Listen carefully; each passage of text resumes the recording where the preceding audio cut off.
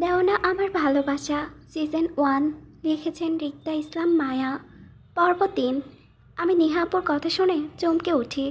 এ কি, ফুপির আবার ছেলেও আছে নাকি? কই, আমি তো জানি না। আমাকে কেউ বলেনি কেন? এসব ভেবে ঘাড় ঘুরিয়ে পাশে তাকালাম। দেখলাম একজন যুবককে সামনে এগিয়ে আসতে। নেহা আপুর ডাকে তাকে দিতেই সে সামনে তাকিয়ে সবাইকে উদ্দেশ্য করে একটা হাত নাড়ল। ভাইয়াটা নেহা আপুদের মতো সাদা ফর্সা নয়, তিনি ফুপ্পার গায়ের রং পেয়েছেন। উজ্জ্বল শ্যামবর্ণে গায়ের রং তার, লম্বা 6 ফুট হবেই। সুস্বাস্থ্যের মানুষ দেখেই বোঝা যাচ্ছে সে জিম করে বডি বানিয়েছে। চেহারাটা দেখতে মাশাল্লাহ, সব মিলিয়ে ভাইয়াকে অসাধারণ একটা ব্যক্তি মনে হলো। তার পরনে নীল স্যুট প্যান্ট, ভেতরে সাদা শার্ট, ডান হাতে ঘড়ি, বাম হাতে নিজের টলি ব্যাগ, চুলগুলো স্পাইক করে উঁচু করে সেট করা। উনি সোজা আমাদের কাছে এসে দাদা দাদিকে জড়িয়ে ধরে কুশল বিনিময় করতে লাগলে তখনই পুপ্পি পুনরায় বলে ওঠে, মা, ও আমাদের হৃদের বউ মায়া না? মিষ্টি হেসে সম্মতি দিলেন দাদি। তার প্রায় সাথে সাথে পুপ্পি পুনরায় বলল, আরে বাহ, মিষ্টি তো দেখতে। ভিডিও কল থেকে বাস্তবে আরও সুন্দর দেখতে, একদম গোলুমোলু পুতুলের মতো। এদিকে ফুপ্পির কাছে আইন তো। ফুপ্পির কথায় সবাই স্বাভাবিক থাকলেও আমার কাছে বেশ অস্বস্তি বোধ হলো। কেমন একটা জড়তা কাজ করলো নিজের মাঝে। তারপরও এগিয়ে গেলাম ফুপ্পির কাছে। তখনও চোখে পড়লো ফুপ্পির ছেলেকে। উনি মনে হয় চমকে উঠলেন আমাকে হৃদের বউ বলাই। হয়তো জানতেন না ওনার ভাই বিয়ে করেছেন সেটা। তাই আমার দিকে ছোট ছোট চোখ করে তাকিয়ে দাদিকে প্রশ্ন করলো, নানুমা, হৃদ বিয়ে করেছে কবে? আমাকে কেউ কিছু বলেনি কেন? ফুপি আমাকে ওনার কাছে টেনে নিতে নিতে বলে ওঠেন, তুই কখনো শুনতে চেয়েছিস যে বলবো? তোর কাছে আমাদের জন্য কখনো সময় হয় নাকি? সব সময় ব্যস্ততায় থাকিস। তাছাড়া হৃদের বিয়ের সময় তুই দেশে ছিলি না, থাইল্যান্ড গিয়েছিলি ব্যবসায়িক কাজে। নেহা আপু তখন বলে ওঠে, মা, তুমি একা কথা বলবে নাকি আমরাও কথা বলার সুযোগ পাবো? দেখি মায়া, এদিকে আয়। এভাবে চুপ করে আছিস কেন তুই? তুই তো চুপ থাকার ব্যক্তি না, সারাক্ষণ ফোন করে তো আমাদের কানের পোকা বের করে দিতি। তো এখন চুপচাপ কেন শুনি? ওদের কথা শুনে আমি অসহায় ফেস করে দাদির দিকে তাকাই। দাদি আমার ফেস থেকে বুঝতে পারেন আমার মনে কথাগুলো, তাই মুচকি হেসে তিনি ফুপ্পিদের উদ্দেশ্য করে বলে, লজ্জা পাচ্ছে ও, ওকে একটু সময় দে, দেখবি রাতের মধ্যে সব কিছু ঠিকঠাক হয়ে যাবে। তখন কথার ফুলছুরি নিয়ে বসবে, তোদের সাথে দেখিস। সবাই হাসলো। দাদি আমাকে একপাশে দাঁড় করিয়ে ফুপ্পিদের উদ্দেশ্যে বলল, যা, এবার সবাই গাড়িতে গিয়ে বস। মায়া, আয় আমার সাথে। সবাই গাড়িতে এসে বসেছে। যে গাড়িটা খালি এসেছিল সেটার মধ্যে পেছনে বসেছে পুপ্পি, নেহা আপু, ফিহা আর সামনে ড্রাইভার, সাথে বসেছে পুপ্পা। দ্বিতীয় গাড়িটাই বরাবরই বডিগার্ডে ভরপুর ছিল, তাই পুপ্পির ছেলে আমাদের গাড়িতে এসে ড্রাইভার চাচার সাথে বসলো। সামনে বসতে বসতে একবার পেছন ফিরে আমার দিকে তাকাই। দাদা দাদির মাঝে আমাকে বসতে দেখে অল্প কপাল কুঁচকায়, তবে কিছু বলল না। গাড়ি চলছে আপন গতিতে। আমি গাড়ির মধ্যে ঘুমে ঝিমোচ্ছিলাম দেখে দাদি আমাকে টেনে নিজের বুকে নিয়ে এক হাতে ধরে রাখে। আমি ঘুমের মধ্যে চোখ তুলে তার দিকে তাকাই। পাশ থেকে দাদিজান হেসে উঠে এক হাত দিয়ে আমার মাথায় হাত বুলিয়ে দিচ্ছেন। আমি তখনও পুরোপুরি ঘুমাইনি, তাদের কথা আমার কানে আসছিল। পুপ্পির ছেলেকে সামনের দিকে কপাল কুঁচকে পেছনে তাকাতে দেখে দাদি একসময় হেসে বলে ওঠে, এটা আমার কলিজা নানু ভাই, তাই কলিজার যত্ন নিচ্ছি আমরা। তোর কিছু লাগবে আয়ন? আয়ন অল্প কথায় মাথা নাড়িয়ে না বোঝায় সামনের দিকে ঘুরে বসতে বসতে তার মাথায় অনুচিন্তা ভর করলো। হৃদ বিয়ে করলো অথচ সে জানে না, কিন্তু কেন? হৃদের সাথে তো তার কথা হয় প্রায়ই, তাহলে কেন জানালো না হৃদ সে বিয়ে করেছে? অদ্ভুত ব্যাপার তো। আচ্ছা, এমন কি কিছু হয়েছে যেটার জন্য হৃদ কাউকে তার বিয়ের বিষয়টা জানাতে চায় না? হৃদের মেয়ের সঙ্গ পছন্দ না, সেই ছেলে হুট করে বিয়ে নামক বিষয়ে জড়িয়ে পড়েছে, সেটা সত্যই তাকে ভাবাচ্ছে। গাড়ি এসে থামে খান বাড়িতে। সবাই যার যার মতন ব্যাগ নামাতে ব্যস্ত, কিন্তু আরাফ খান মায়াকে কোলে করে বাহিরে বের হয় মিসেস হেরা খানকে আদেশে। তিনি যথেষ্ট ফিট অ্যান্ড ইয়াং থাকায় মায়াকে কোলে নিতে তার কোনো সমস্যা হয়নি। তবে এই বিষয়ে আয়নকে বেশ চমকে দেয়। সে অনেকটা হাঁ করে তাকিয়ে আছে সেদিকে। এই অল্প সময়ে সে এতটা বুঝে গেছে এই মেয়েটাকে ঘিরে তার নানা নানুর নতুন দুনিয়া। সামান্য ঘুম ভাঙবে বলে তাকে কোলে করে নিয়ে নিল তার নানা ভাই। সেখানে কতটা ভালোবাসা থাকতে পারে তাদের মধ্যে তা বুঝতে বাকি নেই। ড্রয়িং রুমের সোফায় বসে যে যার মতো রেস্ট নিচ্ছে। তাদের উদ্দেশ্যে হেনা খান বলে ওঠে, ফিহা, তুই ওপরে মায়ের পাশের রুমটাতে থাকবি, আর নিহা, তুই ফিহার পাশের রুমটাতে, আর নাজমা মানে ফুপির নাম, তোরা নিচে ডান পাশের রুমটাতে থাকবি।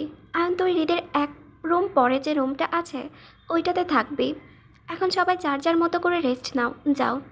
মিটমাট করে তাকিয়ে চারিপাশে চোখ বুলিয়ে বোঝার চেষ্টা করলাম কোথায় আমি আছি। নিজেকে নিজের রুমে পেয়ে চমকে উঠলাম। আমি তো গাড়িতে ছিলাম, তাহলে এখানে কেন? মনে পড়ে হয়তো দাদাজান আমাকে নিয়ে এসেছে, তাই এ বিষয়ে আর মাথা না ঘামিয়ে উঠে বসলাম। দেওয়াল ঘড়িতে টাইমটা দেখে নিলাম, 4:12 বাজে। দেরি না করে দ্রুত গোসল করার জন্য চলে গেলাম। গোসল করে পিঙ্ক কালারের স্কার্ট পরে নিলাম, উপরে হাফ হাতার কুর্তি দিয়ে। গলায় ওড়না দিতেই দাদি রুমে প্রবেশ করেন আর আমাকে বলে, গোসল করেছিস তাহলে? ভালো করেছিস, এবার আয়, নিচে আয়।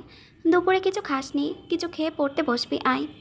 কথা বলে দাদি আমাকে কিছু না বলতে দিয়ে টেনে নিজের সাথে নিয়ে যেতে লাগলে আমি অসহায়ের মতন দাদির পেছনে যেতে লাগলাম। নিচে নেমে দেখি সবাই বসে আছে ড্রয়িং রুমে যার যার মতো। আমাদের দেখে সবাই একটা হাসি দিলেও ফুপির ছেলে আয়ান ভাইয়া, তিনি তখনও গম্ভীর মুখে নিজের ফোন টিপছেন। দাদি আমাকে অন্য পাশের সোফায় বসিয়ে দিতেই দাদাজান বলে ওঠে, এ কি সোনা মা, তুমি এই অবেলায় গোসল করলে কেন? তোর তো রাতে জ্বর উঠবে মনে হয়। শরীর খারাপ লাগছিল বলে অবেলায় গোসল করে ফেলেছি দাদাজান। গোসল করতে এখন ঠিক লাগছে। দাদি খাবার দাও, অনেক খিদে পেয়েছে। সকালে খেয়েছিলাম, আর বলতে হয়নি, এতেই কাজ হয়ে গেছে আমার, কারণ দাদি আমার জন্য মালাকে দিয়ে খাবার আনতে পাঠায়। মায়ের কথায় আজ চোখ তুলে তাকাই। এতক্ষণ সে ফোনে একটা কাজ করছিল, তাই মায়ের উপস্থিতিটা বুঝতে পারেনি। এয়ারপোর্টে মায়াকে ঠিক করে দেখা হয়নি। যখন শুনল সে হৃদের বউ, তখন টেনশনে লক্ষ্য করেনি। এই ভেবেছে হৃদ হঠাৎ করে কিভাবে বিয়ে করে দিল। কিন্তু যখন দেখলো মায়া সবার সাথে ভাব জমে আছে, তখনই বিষয়টি তার চোখে পড়ল। তার বন্ধুটির সাথেও অনেক ভাব মায়ার। আয়ান চোখ ঘুরালো মায়ের চেহারায়। মুহূর্তে যেন চোখ আটকে গেল তার। মায়ের ভেজা দ্বিগুণ কালো চুল, স্নিগ্ধ চেহারা, ডাকর ডাকর চোখ, গোলাপি চিকন ঠোঁট, চেহারায় অসম্ভব মায়া। যেমন মায়া তার মায়ায় মুখরিত হয়ে জড়িয়ে যাচ্ছে। আয়ন খানিকটা সময় মায়ের চেহারার দিকে তাকিয়ে হুট করে আপন মনে হেসে উঠে মনে মনে ভাবল, এই জন্যই তো বলি কাউকে না জানিয়ে রিতশালা বিয়ে কিভাবে করলো। তখনই কানে আসে ফিহার কথা, নানুমা মায়ার আর রিত ভাইয়া একসাথে এক রুমে থাকে না কেন? ওরা আলাদা রুমে কেন থাকে? ভ্রু কুচকায়। স্বামী স্ত্রী আলাদা ঘরে থাকে, এটা কেমন কথা? তাই হেনা খানের আগে সে প্রশ্ন করে বলে আয়ন, ওরা আলাদা রুমে থাকে কেন নানুমা? হেনা খান মায়ের দিকে এক পলক তাকিয়ে আয়নকে উদ্দেশ্য করে বলে, রিত বিয়েটা এখনও মানতে চায় না, তাই ওরা যে যার মতো করে থাকছে। মানে, এটা কেমন কথা? বিয়ে না মানলে বিয়ে করতে গেল কেন তাহলে রিত? তাছাড়া বিয়েটাকে ছেলে খেলা নানুমা? ছেলে খেলা নয়, তবে এখানে আমরা যারা আছি তারা ছাড়া অন্য কেউ মায়া আর হৃদের বিয়ে সম্পর্কে জানে না কিছু। আপাতত সবাই জানে মায়া হৃদের কাজিন হয়। আয়ন, তোর বাকি সব প্রশ্নর উত্তর রাতে পাবি, আশা করি এখন কোনো প্রশ্ন করবি না তুই। আমি অসহায়ের মতো সবাইকে দেখছি, সবাই কেমন গম্ভীর মুখ করে বসে আছে, আর আয়ন ভাইয়া কেমন অদ্ভুত নজরে দেখছে আমায়। হয়তো আমার বিয়ের বিষয়টা তার ঠিকঠাক হজম হচ্ছে না, কিন্তু এতে আমি কি করব? আমার এখানে কিছুই বলার নেই। ড্রয়িং রুমের সোফায় বসে পায়ের ওপর পা তুলে মনোযোগ সহকারে টিভি দেখছি আমি। সাথে রয়েছে হাতে আইসক্রিম বক্স। আইসক্রিম খাচ্ছি আর কার্টুন দেখছিলাম। হঠাৎ বিজ্ঞাপন দেওয়াতে রিমোট হাতে নিয়ে চ্যানেল পাল্টাতে লাগলাম। হঠাৎ করে চোখে পড়লো একটা বাংলা সিনেমা, যেখানে রিনা খান মৌসুমীকে ভীষণভাবে অত্যাচার করছে। দেখে আমি নড়ে চড়ে বসে আগ্রহ নিয়ে ছবিটা দেখতে লাগলাম। চোখ বুলিয়ে ছবিটার নামটাও দেখে নিলাম, দাজ্জাল শাশুড়ি। নামটা দেখে আগ্রহটা যেন আরও দ্বিগুণ বেড়ে গেল আমার। তাই আগ্রহ মেটাতে ছবিটি দেখতে লাগলাম মনোযোগ সহকারে। অতঃপর সম্পূর্ণ ছবিটি দেখার পর কষ্টে আমার বুক ফেটে যাচ্ছে। এই ভেবে যে মৌসুমী এত কষ্ট করছে সংসারের জন্য, নিজের হাতে ঘরের সব কাজ করেও শাশুড়ির মন পেত না। আর আমি সংসার তো বাদই দিলাম, ঘরে কোনো কাজও করি না। মৌসুমী সংসারের সব কাজ করে ওর শাশুড়ি ওকে শেষ পর্যন্ত জবাই করে মারল, হায় আল্লাহ! আর আমি কি না বসে বসে আইসক্রিম খাচ্ছি? এটা না ঘোর অন্যায় আমার সংসারের ওপর। আর যাই হোক, এই অন্যায়টা আমি কিছুতেই করতে পারি না। তাই মনে মনে সিদ্ধান্ত নিলাম, আজ থেকে আমি একা ঘরে সব কাজ করব। আমাদের কাজের লোকের আর দরকার নেই। ঘরে বউ থাকতে আবার কিসের কাজের লোক? হ্যাঁ, আমাকেও অবশ্যই মৌসুমীর মতো লক্ষ্মী বউ হতে হবে এই সংসারে। কথাগুলো ভেবে উঠে দাঁড়িয়ে আইসক্রিমের বক্সটা টেবিলের উপর রেখে সোজা কিচেনের দিকে হাঁটা ধরলাম। উদ্দেশ্য কাজ করা। আমি কিচেনে ঢুকে সার্ভেন্টরা প্রথমে একটু করে চমকালেও পরবর্তীতে বেশ স্বাভাবিকভাবেই আমাকে জিজ্ঞেস করে বলে, ম্যাম, আপনার কিছু লাগবে? লাগলে আমাদের বলুন, আমরা করে দিচ্ছি। তাদের কথায় তেমন একটা প্রতিক্রিয়া জানালাম না, বরং আমি আমার মতো করে তাদের পাশ কাটিয়ে কাজে মনোযোগ হতে চেয়ে কিচেনের এটা সেটা উল্টে পাল্টিয়ে ধরে দেখতে দেখতে ওদের উদ্দেশ্য করে বলি, আমার কিছু লাগবে না, বরং আমি এখানে কাজ করতে এসেছি। আপনারা সবাই বাইরে যান, আমি সবার জন্য নাস্তা বানাবো। আমার এখন প্রচুর কাজ আছে, বুঝলেন? আমার এমন কথায় সবাই অদ্ভুত নজরে ফ্যাল করে আমার দিকে তাকালো। আমি সবার দৃষ্টি এড়িয়ে কাজ করতে গেলে পাশ থেকে একজন সার্ভেন্ট আপত্তি করে বলে ওঠে, ম্যাম, আপনাকে যদি বড় স্যার বা বড় ম্যাডাম কিচেনে দেখে তাহলে অনেক রাগ করবেন আমাদের ওপর। হয়তো এর জন্য আমাদের চাকরিটাও থাকবে না ম্যাম। প্লিজ ম্যাম, আপনি বলুন আমাদের কী কী করতে হবে, আমরা করে দিচ্ছি আপনাকে। তাদের কথায় আবারও আমার কোনো হেলদোল নেই। আমি আমার মতো মনোযোগ সহকারে কাজ করেই চলেছি, কোনো থামাথামি নাই। যেন এই মুহূর্তে আমার কাজ ছাড়া অন্য কোনো কিছু ভাবার সময় নেই। আমার পাশে কে কী বলছে সেটা আমার কানে যাচ্ছে না, তাই দাদা দাদির জন্য গ্রিন টি আর বাকি সবের জন্য হট কফি বানিয়ে নিলাম আমি। সবাই বাড়ির বাগানে আড্ডায় মেতে উঠেছে, তাই আমি তাদের উদ্দেশ্যে নাস্তা নিয়ে বেরিয়ে পড়লাম এবং সাথে আমার লাল ওড়নাটা দিয়ে বউদের মতো করে ঘোমটা টেনে নিলাম। আর যাই হোক, বাড়ির বউ বলে কথা, বউদের মতো তো থাকতেই হবে, তাই না? নয়তো মৌসুমীর মতো লক্ষ্মী বউ হব কী করে? তাই আমার মন স্থির করে শত শত চিন্তা ভাবনার পেছনে ফেলে নাস্তা হাতে অগ্রসর হলাম বাগানের দিকে। বাগানে সবাই গল্পে মেতে উঠেছে, তার সাথে আমার পায়েলের ঝনঝন শব্দ শুনে এক এক করে আমার দিকে তাকায় সবাই। আমাকে এভাবে দেখে সবাই চমকিত, তা ওদের ফেস থেকেই বুঝতে পারছি আমি। সবাই কেমন হাঁ করে তাকিয়ে আছে আমার দিকে, হয়তো বোঝার চেষ্টা করছে যে কী করছি আমি। কিন্তু এ তো আমার কোনো ভাবান্তর হলো না। আমি লাজ লজ্জা ভাব নিয়ে সামনে এগিয়ে হাতে থাকা ট্রেটা টেবিলের উপর রাখলাম, পরে সবাইকে এক এক করে দিতে লাগলাম। আমার এমন অতি ক্ষতির যত্ন পছন্দ হয়নি কারো, তাই তখনই পাশ থেকে ফিহা আমাকে উদ্দেশ্য করে বলে ওঠে, এই তুই বসে যে আছিস কেন নাস্তা হাতে নিয়ে? ফিয়ার কথায় আমি স্বাভাবিকভাবে বলে উঠি, আমি এবারের বউ তাই। তখনই দাদুভাই সামনে থেকে বলে ওঠে, তা বুঝলাম, কিন্তু তুই নাস্তা আনতে গেলি কেন? সার্ভেন্টরা কই? তুই কাজ করেছিস কেন? আমি আগের মতো করে এক এক করে নাস্তা দিতে দিতে বলে উঠি, আজ থেকে আমি বাড়ির সব কাজ করব, সার্ভেন্টরা কোনো কাজ করবে না। তুমি তাদেরকে ছুটি দিয়ে দাও দাদাজান। আমার এমন কথায় মুহূর্তেই ব্রো কুঁচকে এলো সবার। আমি সবাইকে আরও এক পল দেখে নিজের মতো করে কাজ করছি। তখনই দাদি পাশ থেকে কপাট রাগ দেখিয়ে আমাকে প্রশ্ন করে বলে, তুই কেন কাজ করবি? বাড়ির সব কাজ তোকে কি বাড়ি কাজ করার জন্য আনা হয়েছে? দাদির কথায় আমি উপন্যাস মাথা নাড়লাম, যার অর্থ হ্যাঁ, বাড়ি কাজের জন্যই তো আনা হয়েছে। আমার এমন মাথা নাড়ানো দাদির আগে ঘি ঢালার মতো ছিল, আর সেটাই হলো। দাদি আবার আরও খানিকটা রেগে বলে ওঠে, তোকে কে বলেছে এই কথা? দাদির প্রশ্নে আমি স্বাভাবিকভাবে কাজ করতে করতে বলি, রিনা খান।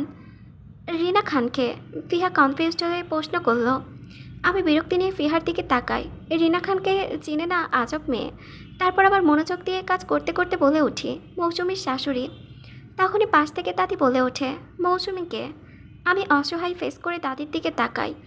দাদি আমার মৌসুমীকে চিনতে পারছে না, এটা ভাবতেই ক্ষুণ্ণ হলাম আমি। পরে একরাশ কষ্ট নিয়ে বলে উঠি, তুমি মৌসুমীকে চেনো না দাদি? রিনা খানের ছেলের বউ মৌসুমী। আমার কথায় রেগে গেলেন দাদি। কি এমন বললাম আমি, সেটাই তো বুঝতে পারছি না। আমি তো দাদিকে মৌসুমীকে তো চেনাচ্ছিলাম, এতে করেও রেগে গেল দাদি আমার। দাদি কপার ট্রাক দেখিয়ে বলে ওঠে, এই ওরা কারা? আর তুই এভাবে কাজ করছিস কেন? আমি তোমাকে বলেছি কাজ করতে? কে বলেছে কাজ করতে তোকে? তোমাদের বলতে হবে কেন? আমি জানি বাড়ির বউদের সব কাজ করতে হয়, রান্না বান্না, কাপড় কাচা, খাবার খাওয়ানো, সবার পা টিপে দেওয়া। কথাগুলো বলেই আমি দাঁড়িয়ে স্বতঃস্ফূর্ত গলায় দাদিকে উদ্দেশ্য করে আরও বলে উঠি, আমি বাড়ির বউ, তাই তোমার সাথে আমার বউদের মতো করে আচরণ করবে। তাই আজ থেকে তুমি হলে আমার দাজ্জাল দাদা শাশুড়ি, আর তুমি হলে দাজ্জাল ফুপি শাশুড়ি। তোমরা আজ থেকে আমাকে দিয়ে বাড়ির সব কাজ করাবা, কথায় কথায় বকা দিবে, মারও দিবা। আর পুপি দাজ্জাল শাশুড়ি, তুমি আমার দাদি দাজ্জাল শাশুড়িকে কথায় কথায় আমার নামে কান ভরবা, ঠিক আছে? সাথে এটাও বলবা, মা দেখছো মেয়েটার বিয়ে হয়েছে আজ কতদিন হয়েছে, এখন পর্যন্ত একটা বাচ্চা দিতে পারলো না, আমাদের বংশের নামটাও রাখলো না মেয়েটা। নিশ্চয়ই কোনো ঝামেলা আছে মেয়েটার মধ্যে। তখন দাদি দাজ্জাল শাশুড়ি তুমি বলবা যে, শোনো মেয়ে, তোমাকে আমি 2 দিন সময় দিচ্ছি, 2 দিনের মধ্যে আমাকে একটা বাচ্চা দিবে। বাচ্চা আমার চাই বুঝেছ? আর তখনই আমি লজ্জা লজ্জা ভাব নিয়ে বলবো, আচ্ছা দিব। পাশ থেকে নিহা আপুর এলোমেলো মাথায় বলে ওঠে, 2 দিনে বাচ্চা? কেমনে কি? হৃদ ভাই কি জানে? আমার এমন বর্ণনার ধারণে মুহূর্তে আয়ন ভাইয়ের কাশি নামক যক্ষা রোগে আক্রান্ত হয়ে গেল। আর পুপি হাঁ করে তাকিয়ে আছে আমার দিকে। আমি এভাবে বলবো হয়তো কেউ ভাবতে পারেনি। আর দাদা দাদি হাসছেন, কারণ তারা বাকিরা সবাই হাঁ করে তাকিয়ে আছে। দাদি আমাকে টেনে তার কোলে বসালেন। তারপর আমার মাথায় আদর করতে করতে বলে ওঠে, তোকে এসব কে বলেছে সোনামা, যে বাড়ির বউদের কাজ করতে হয়? আমি তাদের কথায় বাংলা মুভির বর্ণনা এক এক করে বলতে থাকি। মৌসুমীকে কতটা অত্যাচার করেছে সেটাও বলি। আমি সব কিছু খুলে বলতেই সবাই হো হো করে হেসে ওঠে। তখনই দাদি বলে ওঠেন, এইসব তো শুধু সিনেমাই হয়ে থাকে সোনামা, বাস্তবে হয় না। আর তুই তো আমার সোনামা, তার মানে তুই আমার মা হস। আর মা কি কখনো কাজ করে বল? দাদির কথায় আমি নাবোধক মাথা নাড়লাম। তার মানে মা কাজ করে না? দাদি আমার মাথা নাড়ানো দেখে হেসে হাসি মুখে বলে ওঠে, তাই তোকেও করতে হবে না। আর মায়াকে দেখছে এক অদ্ভুত নজরে।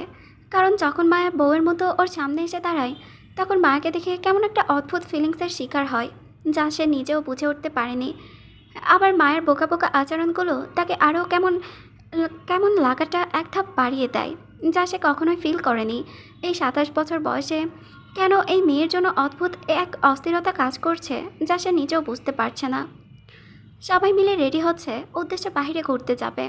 নেহা আপু কয়দিন পর এঙ্গেজমেন্ট, তাই এখনই ঘোরাঘুরি পর্বটা শেষ করতে চাই ওরা। নেহা আপু, ফিহা, আয়ন ভাইয়া, সাথে আমিও যাচ্ছি। আমার জন্য বডিগার্ড নিতে পারছেন না, কারণ আমি বলেছি যে যদি বডিগার্ড চাই তাহলে আমি যাব না। এই জন্য বাধ্য হয়ে বডিগার্ড না নিয়ে বের হতে হয়েছে ওদের। পার্কে ঘুরে করছি আমরা। আমার 2 হাতে আইসক্রিম। আয়ন ভাইয়া ফোনে কথা বলার জন্য সাইটে গিয়েছেন। নেহা আপুও ফোনে কথা বলছে। ফিহা ছবি তুলতে ব্যস্ত। আমি এদিক ওদিক গোল গোল চোখে তাকাতে তাকাতে সামনের দিকে এগোচ্ছিলাম।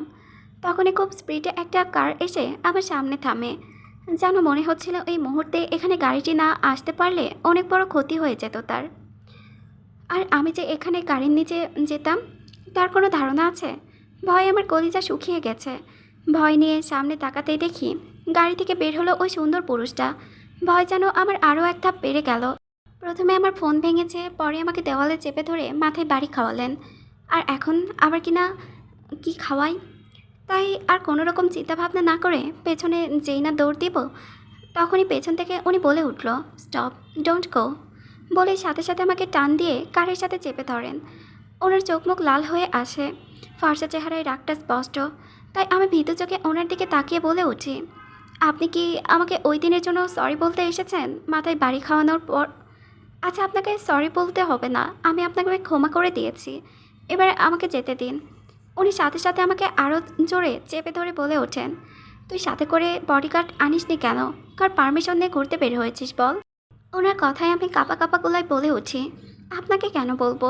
আমাকে দাদা দাদি পারমিশন দিয়েছে, আমার স্বামীও আমাকে স্বাধীনতা দিয়েছে, তাই এসেছি। আমার এমন কথায় সুন্দর পুরুষটা চোখ মুখ শক্ত করে উনি বলেন, পারমিশন মাই ফুড। তুই আমার পারমিশন ছাড়া এক পাও নড়তে পারবি না। তোকে যে স্বাধীনতা দিয়েছে সে নিজেই তোর স্বাধীনতা অনেক আগেই কেড়ে নিয়েছে। অবাধ্য জিনিসটা আমার অপছন্দ। তোর জন্য আমাকে কতটা জার্নি করতে হয়েছে খবর আছে তোর? হ্যাঁ? ব্যথায় আমি বলে উঠি, লাগছে আমার, ছাড়ুন প্লিজ। সাথে সাথে উনি আমাকে ছেড়ে উপরে তাকিয়ে জোরে জোরে শ্বাস নিয়ে নিজেকে শান্ত করে আমার দিকে তাকিয়ে বলে ওঠে, আমি ততক্ষণ ভালো যতক্ষণ আমাকে ভালো থাকতে দিবে। অবাধ্য জিনিসের প্রতি বারবারই আমার আকর্ষণ বেশি থাকে।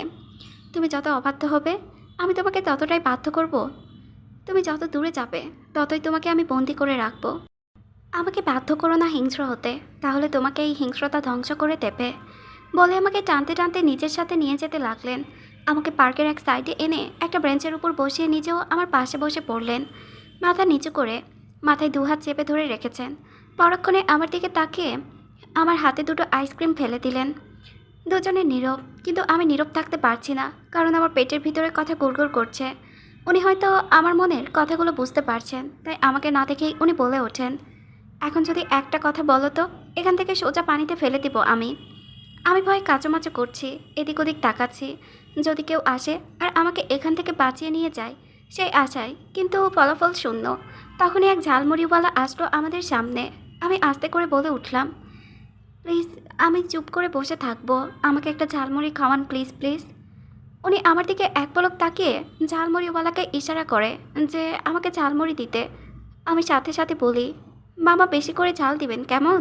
ঝালমুড়ি মামা মাথা নাড়িয়ে সুন্দর করে আমার জন্য ঝালমুড়ি বানাতে বানাতে হাসি মুখে প্রশ্ন করে ফেলেন, আফামনি উনি কি আপনার জামাই হন? আমি তীব্র গতিতে মাথা নাড়িয়ে বলি, আরে না না, উনি আমার স্বামী নন। আমার স্বামী তো অন্য কেউ, উনি না। আমার কথা শুনে দুজনে আমার দিকে ভ্রুকুচকে তাকায়। তাদের তাকানোতে আমি খানিকটা ইতস্তত বোধ করে বলে উঠি, না মানে বলছিলাম মামা, আসলে আমার স্বামী অন্য কেউ, আর উনি আমার দাদাজানের অফিসে কাজ করে আর কি। মামা যেন আমার কথায় বিশ্বাস করলেন না, তাই পুনরায় আমাকে আবার প্রশ্ন করলেন, ভাইজান আপনার স্বামী না এলে আপনার স্বামীর নাম কি আফামনি? আমি লোকটার একদম প্রশ্নে ইতস্তত বোধ করে আমতা আমতা করে বলে উঠি, রিদ খান। মামার মনে হয় আমার স্বামীকে চেনেন, এজন্য বিষণ্ণ একবার আমার পাশে সুন্দর মানুষটাকে দেখে তৎক্ষণাৎ চোখ ঘোরালো আমার দিকে। খানিকটা দ্বিধা নিয়ে আবারও প্রশ্ন করে বলল, পুরো নাম কি আফামনি? উনি আমার স্বামীর পুরো নাম জানতে চায়, আর আমি আমার স্বামীর পুরো নাম না জানাতে পারলাম, ব্যাস বিপদে। বেশ চিন্তিত ভঙ্গিতে মাথা চুলকে স্বামীর নাম মনে করার চেষ্টা চালিয়ে যাচ্ছি অনেকক্ষণ ধরে, কিন্তু ফলাফল আবারও শূন্য। আমি যখন মনে করতে পারছিলাম না, তখনই আমার পাশে বসা সুন্দর মানুষটার দিকে চেপে বসে চিন্তিত স্বরে ওনাকে প্রশ্ন করে বলি, আচ্ছা আমার স্বামীর পুরো নাম কি বলুন তো? আপনি তো ওনার পুরো নাম জানেন তাই না? আমাকে একটু বলুন না, আমি মামাকে বলবো। আমার এমন কথা শুনে উনি ভূত দেখার মতো চমকে আমার দিকে তাকালেন। হয়তো বা ভাবছেন যে আমি আমার নিজের স্বামীর নাম জানি না, এ কেমন বউ। কিন্তু আমি কি করব, আমাকে কেউ কখনো বলেনি ওনার পুরো নামটা কি সেটা, সেজন্য জানি না। উনি আমার দিকে রাগীভাবে তাকিয়ে মামার হাতে কিছু টাকা তুলে দিয়ে বলেন মামাকে চলে যেতে। আমাকে ঝালমুড়ি খাওয়াবেন না, এটা নাকি আমার শাস্তি নিজের স্বামীর নাম না জানার জন্য। তাই আমি অসহায় ফেস করে বলে উঠি, আমি এই শাস্তি মানি না। আমি আমার স্বামীর নাম না জানলেই নাই, সে না হয় আমি বুঝলাম, কিন্তু আপনার ব্যথাটা কোথায়? উনি আমার দিকে শান্তভাবে তাকিয়ে বলে ওঠেন, আমার ব্যথাটা যে কোথায় নিজেও বুঝতে পারছি না। নিজেকে কেমন পাগল পাগল লাগছে আমার। এক সপ্তাহ বাইরে থেকে তোমার খবর পেয়ে এয়ারপোর্ট থেকে সোজা এখানে আসা, কী জন্য আসলাম নিজেও জানি না। শুধু জানি তোমাকেও পুড়তে হবে। এবার থেকে আর লুকোচুরি নয়, যা হবে সবার সামনেই হবে, যা করার সবার সামনেই না হয় করবো। এই তুই আমার কানের দুল দেখেছিস? নীল কানের দুলটা অনেকক্ষণ ধরে খুঁজে পাচ্ছি না। তুই দেখেছিস সোফার ওপর দুপা তুলে সোফায় বসার জায়গাটায় মাথা রেখে চুলগুলো ফ্লোরে ফেলে মনোযোগ সহকারে ফোন টিপছি আমি। ফিহার কথায় মনোযোগ নষ্ট হলে আমার ঘাড় ঘুরিয়ে বিরক্তি নিয়ে তাকাই ওর দিকে।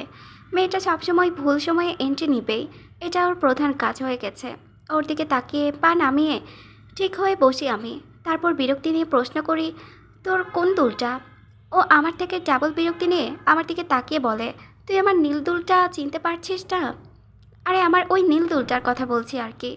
ওর এমন উল্টা প্রশ্নে আমি পাল্টা উত্তর দিলাম, তোর ওই নীল দুলটা যেটা মার্কেট থেকে কিনে এনেছিলি? ফিহা সাথে সাথে বলে উঠল, হ্যাঁ হ্যাঁ ওইটাই তো, দেখেছিস? আমি আবার বলি, বড় আকৃতির দুলটা যেটা ছিল ওটা না? ও আবার সাথে সাথে মাথা নাড়িয়ে বলে, হ্যাঁ হ্যাঁ ওটাই ছিল।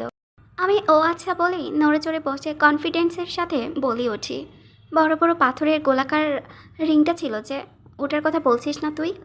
ফিহা এবার মহা খুশি হয়ে আমার দিকে তাকিয়ে ঠোঁট প্রসারিত করে হেসে, যার অর্থ অনাকাঙ্ক্ষিত জিনিসটি পাওয়ার আশায় আমার দিকে হাত বাড়িয়ে বলে ওঠে, হ্যাঁ হ্যাঁ ওইটাই তোর কাছে, দে আমাকে দুলটা। তারপর আমি আবার স্বাভাবিকভাবে বলে উঠি, তুই যে একদিন পড়েছিলি ওইটা না?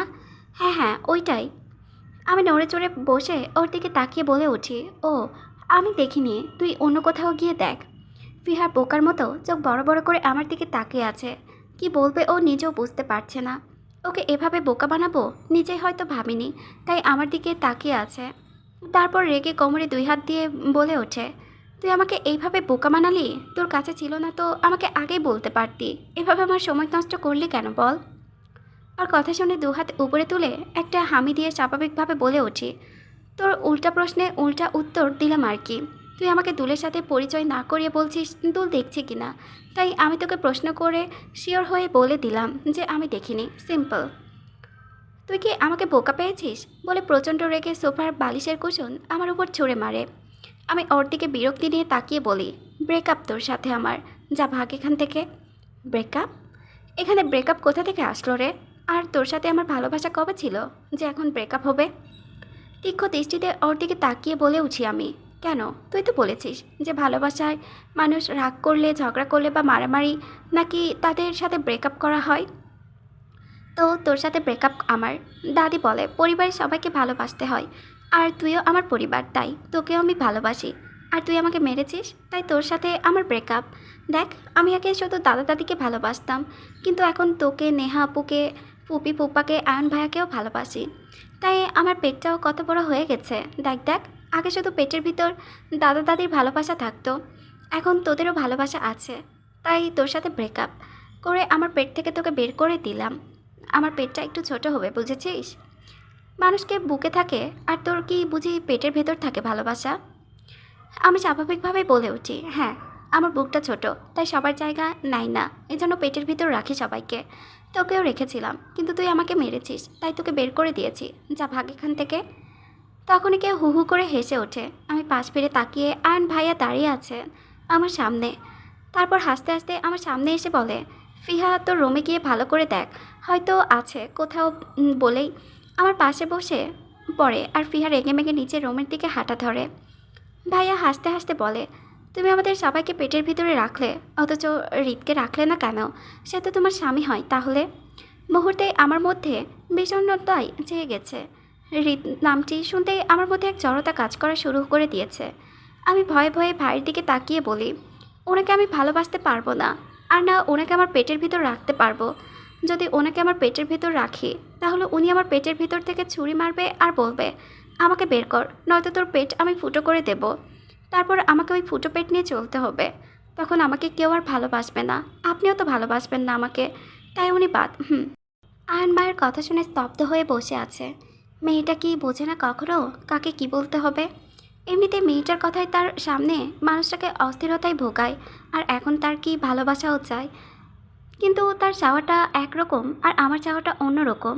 আচ্ছা, এই চাওয়াটা কি খুব খারাপ ওদের মাঝে? কিন্তু হৃদ তো ওকে চায় না, আর না মায়া। তাহলে ক্ষতি কি আমার চাওয়াটার মধ্যে? না আমার হৃদ আর মায়ের ফিলিংস সম্পর্কে জানতে হবে? মায়ের ফিলিংস সম্পর্কে কিছু যায় আসে না, কিন্তু যদি হৃদের মাঝে বিন্দুমাত্র ফিলিংস থাকে, তাহলে আমি কখনোই মায়ের দিকে তাকাবো না। আর যদি না থাকে, তাহলে আমি এই সম্পর্কে টিকে থাকতে দিব না, মায়াকে আমার করে নিব। এইসব ভাবনা চিন্তার মাঝেই মধ্যে প্রশ্ন করে বসে আয়ন, তুমি কি হৃদকে ভালোবাসো? না। কেন? আমার অনেক ভয় লাগে ওনাকে। ওনার অনেক রাগ, জানেন? আল্লাহ, আমি তো শেষ। বিচলিত কণ্ঠে আয়ন বলে ওঠে, তাহলে কি তোমাকে হৃদ কখনো গায়ে হাত তুলেছে, বকেছে কখনো? আমি ডানে বামে মাথা নাড়িয়ে নাবোধক বোঝালাম। তারপর ওনাকে বলে উঠি, না, উনি আমাকে কখনো মেরেছে আর না কখনো বকেছে, কিন্তু প্রথম দিন যেদিন এই বাড়িতে এসেছিলাম, ওই দিন অনেক কথা শুনিয়েছেন। এরপর থেকে আমি ওনার সামনে কখনো যাইনি, আর উনিও আমার সামনে কখনো আসেননি। আমি ওনাকে কখনো দেখিনি। অবাক করা দৃষ্টিতে আমার দিকে তাকিয়ে বলে ওঠে, তুমি কখনো হৃদকে দেখোনি? কখনো ওর সাথে কথা বলোনি? আমি শুধু মাথা নাড়লাম, যার অর্থ না, আমি দেখিনি। আমার জবাব পাওয়ার সাথে সাথে আমার দিকে কতক্ষণ তাকিয়ে থাকে, তারপর উপরের দিকে হাঁটা ধরলেন কিছু না বলে। হয়তো ওনার জবাব পেয়ে গেছে, তার জন্য এখানে থাকার প্রয়োজন বোধ করেনি। বিয়ে মানে আনন্দ, আর আনন্দ জিনিসটা আমার খুব পছন্দের, তাই আমার এই আনন্দ দ্বিগুণ করতে নেহাপুর উঠবে শ্বশুরবাড়ির মানুষ এসেছে। ওনার ফ্যামিলির মানে সবার সাথে পরিচিত হতে। বিয়ে বলে কথা, এখানে সবাই উপস্থিত আছেন। দাদা দাদি, ফুপা ফুপি, আয়ন ভাইয়া, নিহা আপু, ফিহা বসে সবার সাথে কথা বলছে। উনি নেই, কারণ উনি এসব ঝামেলায় নিজেকে জড়ায় না। তাই আমি বিশাল ড্রয়িং রুমের এক কর্নারে ওদের থেকে দূরে এক জায়গায় দাঁড়িয়ে দাঁড়িয়ে সবাইকে পর্যবেক্ষণ করছি। নেহা আপুর শ্বশুরবাড়ি থেকে এসেছেন আপুর শ্বশুর শাশুড়ি, নেহা আপুর উজবি, সাথে রয়েছে আরও দুটো ছেলে, যাদের বয়স আয়ন ভাইয়ের বয়সে হবে। আরও আছে দুজন স্বামী স্ত্রী, যারা নেহা আপুর চাচা শ্বশুর, চাচা শাশুড়ি। আমার বয়সে একটা মেয়ে আছে, সাথে আছে দাদা শ্বশুর এবং দাদি শাশুড়িও। সবাই মিলে গল্পে মেতে উঠেছেন। নেহা আপুর ফয়সাল ভাইয়াকে, মানে নেহা আপুর উজবিকে দেখে বারবার মিষ্টি করে হেসে যাচ্ছেন আর লজ্জায় লাল হয়ে উঠছেন। অবশ্য বিষয়টি কেউ লক্ষ্য করছে না, দূর থেকে আমি লক্ষ্য করছি। তীক্ষ্ণ দৃষ্টিতে লক্ষ্য করতে করতে বুঝলাম, আহা, এই বুঝি প্রেম, লজ্জা। কিন্তু আয়ন ভাইয়া বারবার ঘাড় ঘুরিয়ে কাকে যেন খোঁজার চেষ্টা করছে। বিষয়টি আমি লক্ষ্য করতেই দাদির দিকে তাকিয়ে বলে উঠে, নানুজান, মায়া কোথায়? ওকে তো দেখছি না, ও কোথায়? দাদি বিচলিত হয়ে উত্তেজিত কণ্ঠে বলে ওঠে, হ্যাঁ তাই তো, আমার সোনামা কোথায়? আমার সোনামাকে তো আমি দেখছি না। তোমরা আমার সোনামাকে নিয়ে এসো। আমি মেহমান নিয়ে ব্যস্ত হয়ে যাওয়ায় আমার সোনামাকে লক্ষ্য করে দিই। এখানে নিয়ে এসো, আমার মাকে চাও। দাদির কথা শুনে নিহাপুর শ্বশুরবাড়ির মানুষ অবাক হয়ে তাকিয়ে আছে, আর আয়ন ভাইয়ের ঠোঁট প্রসারিত করে হাসলো। সার্ভেন্ট এসে আমাকে ডাকতে আমি গুটি গুটি পায়ে তাদের দিকে এগোতে লাগলাম। ভয় চুপ করে রইলাম, কারণ নতুন মেহমান দেখলে আমার মুখ দিয়ে কোনো কথা বের হয় না। তাই আমি দাদির কাছে যেতেই দাদি আমাকে এক হাতে জড়িয়ে ধরে কপালে একটা চুমু খেয়ে বলল, এতক্ষণ কোথায় ছিলিস সোনামা? আমি কিছু বললাম না, চুপ করে রইলাম। দাদি ব্যাপারটা বুঝে গেছে, তাই একটা মুচকি হাসি দিয়ে আমাকে এক হাতে জড়িয়ে রাখলেন। তারপর সবার সাথে কথা বলতে লাগলেন। তখন পাশ থেকে বৃদ্ধা মহিলাটি বলে ওঠেন, হেনা, মেয়েটি কে হয় তোমার? দাদি কিছু বলতে যাবে, তখনই পাশ থেকে পুপি বলে ওঠে, হৃদের মামাতো বোন হয়। আমার মা বাবার সাথে থাকে, আর আমার বাবা মা আর আমরাও ওকে খুব ভালোবাসি, তাই ওকে সোনামা বলে ডাকি।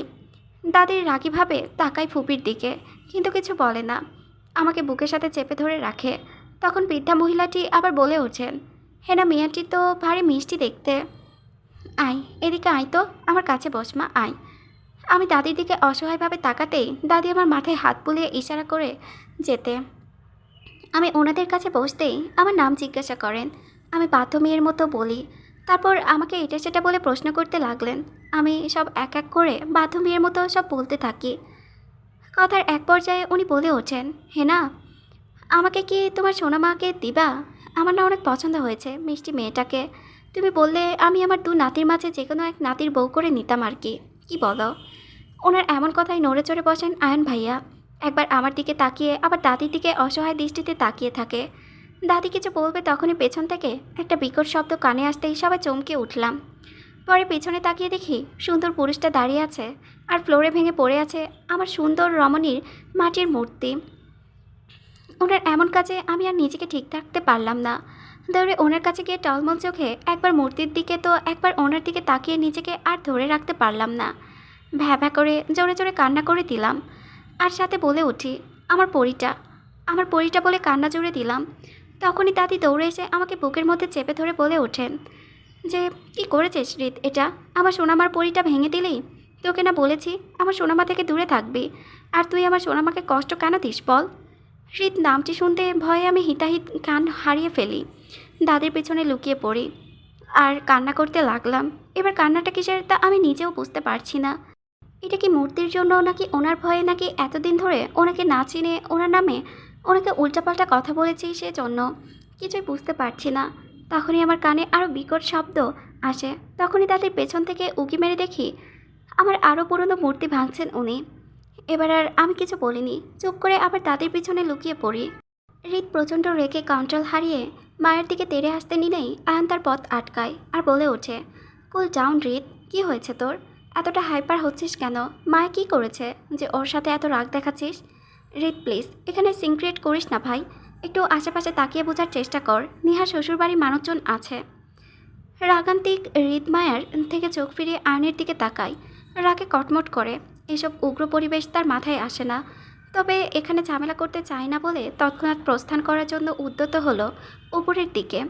হাত দুটো তার এখনও মুষ্টি করা, ফুসফুস নিঃশ্বাসের সাথে বোঝা যাচ্ছে সে নিজের রাগ কন্ট্রোল করতে চাচ্ছে। উপস্থিত সবাই হৃদের চলে যাওয়ার দিকে করুণভাবে তাকিয়ে থাকলো কয়েক পলক। কি থেকে কি হলো কেউ কিছুই বুঝতে পারল না। হৃদ এই এলো ঘূর্ণিঝড়ের মতো তাণ্ডবও করলো, সবাইকে ভয় দেখিয়ে চলে গেল।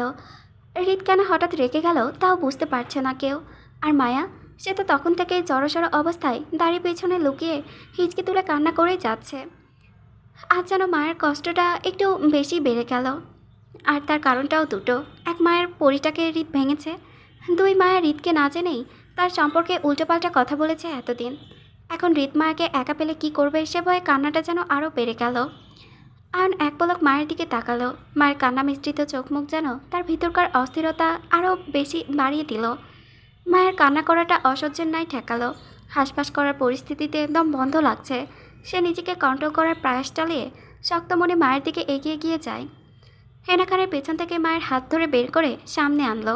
কোমল কণ্ঠে শুধালো, কান্না থামাও মায়া, হৃদ আর কিছুই করবে না তোমার সাথে। আমরা আছি তো তোমার পাশে।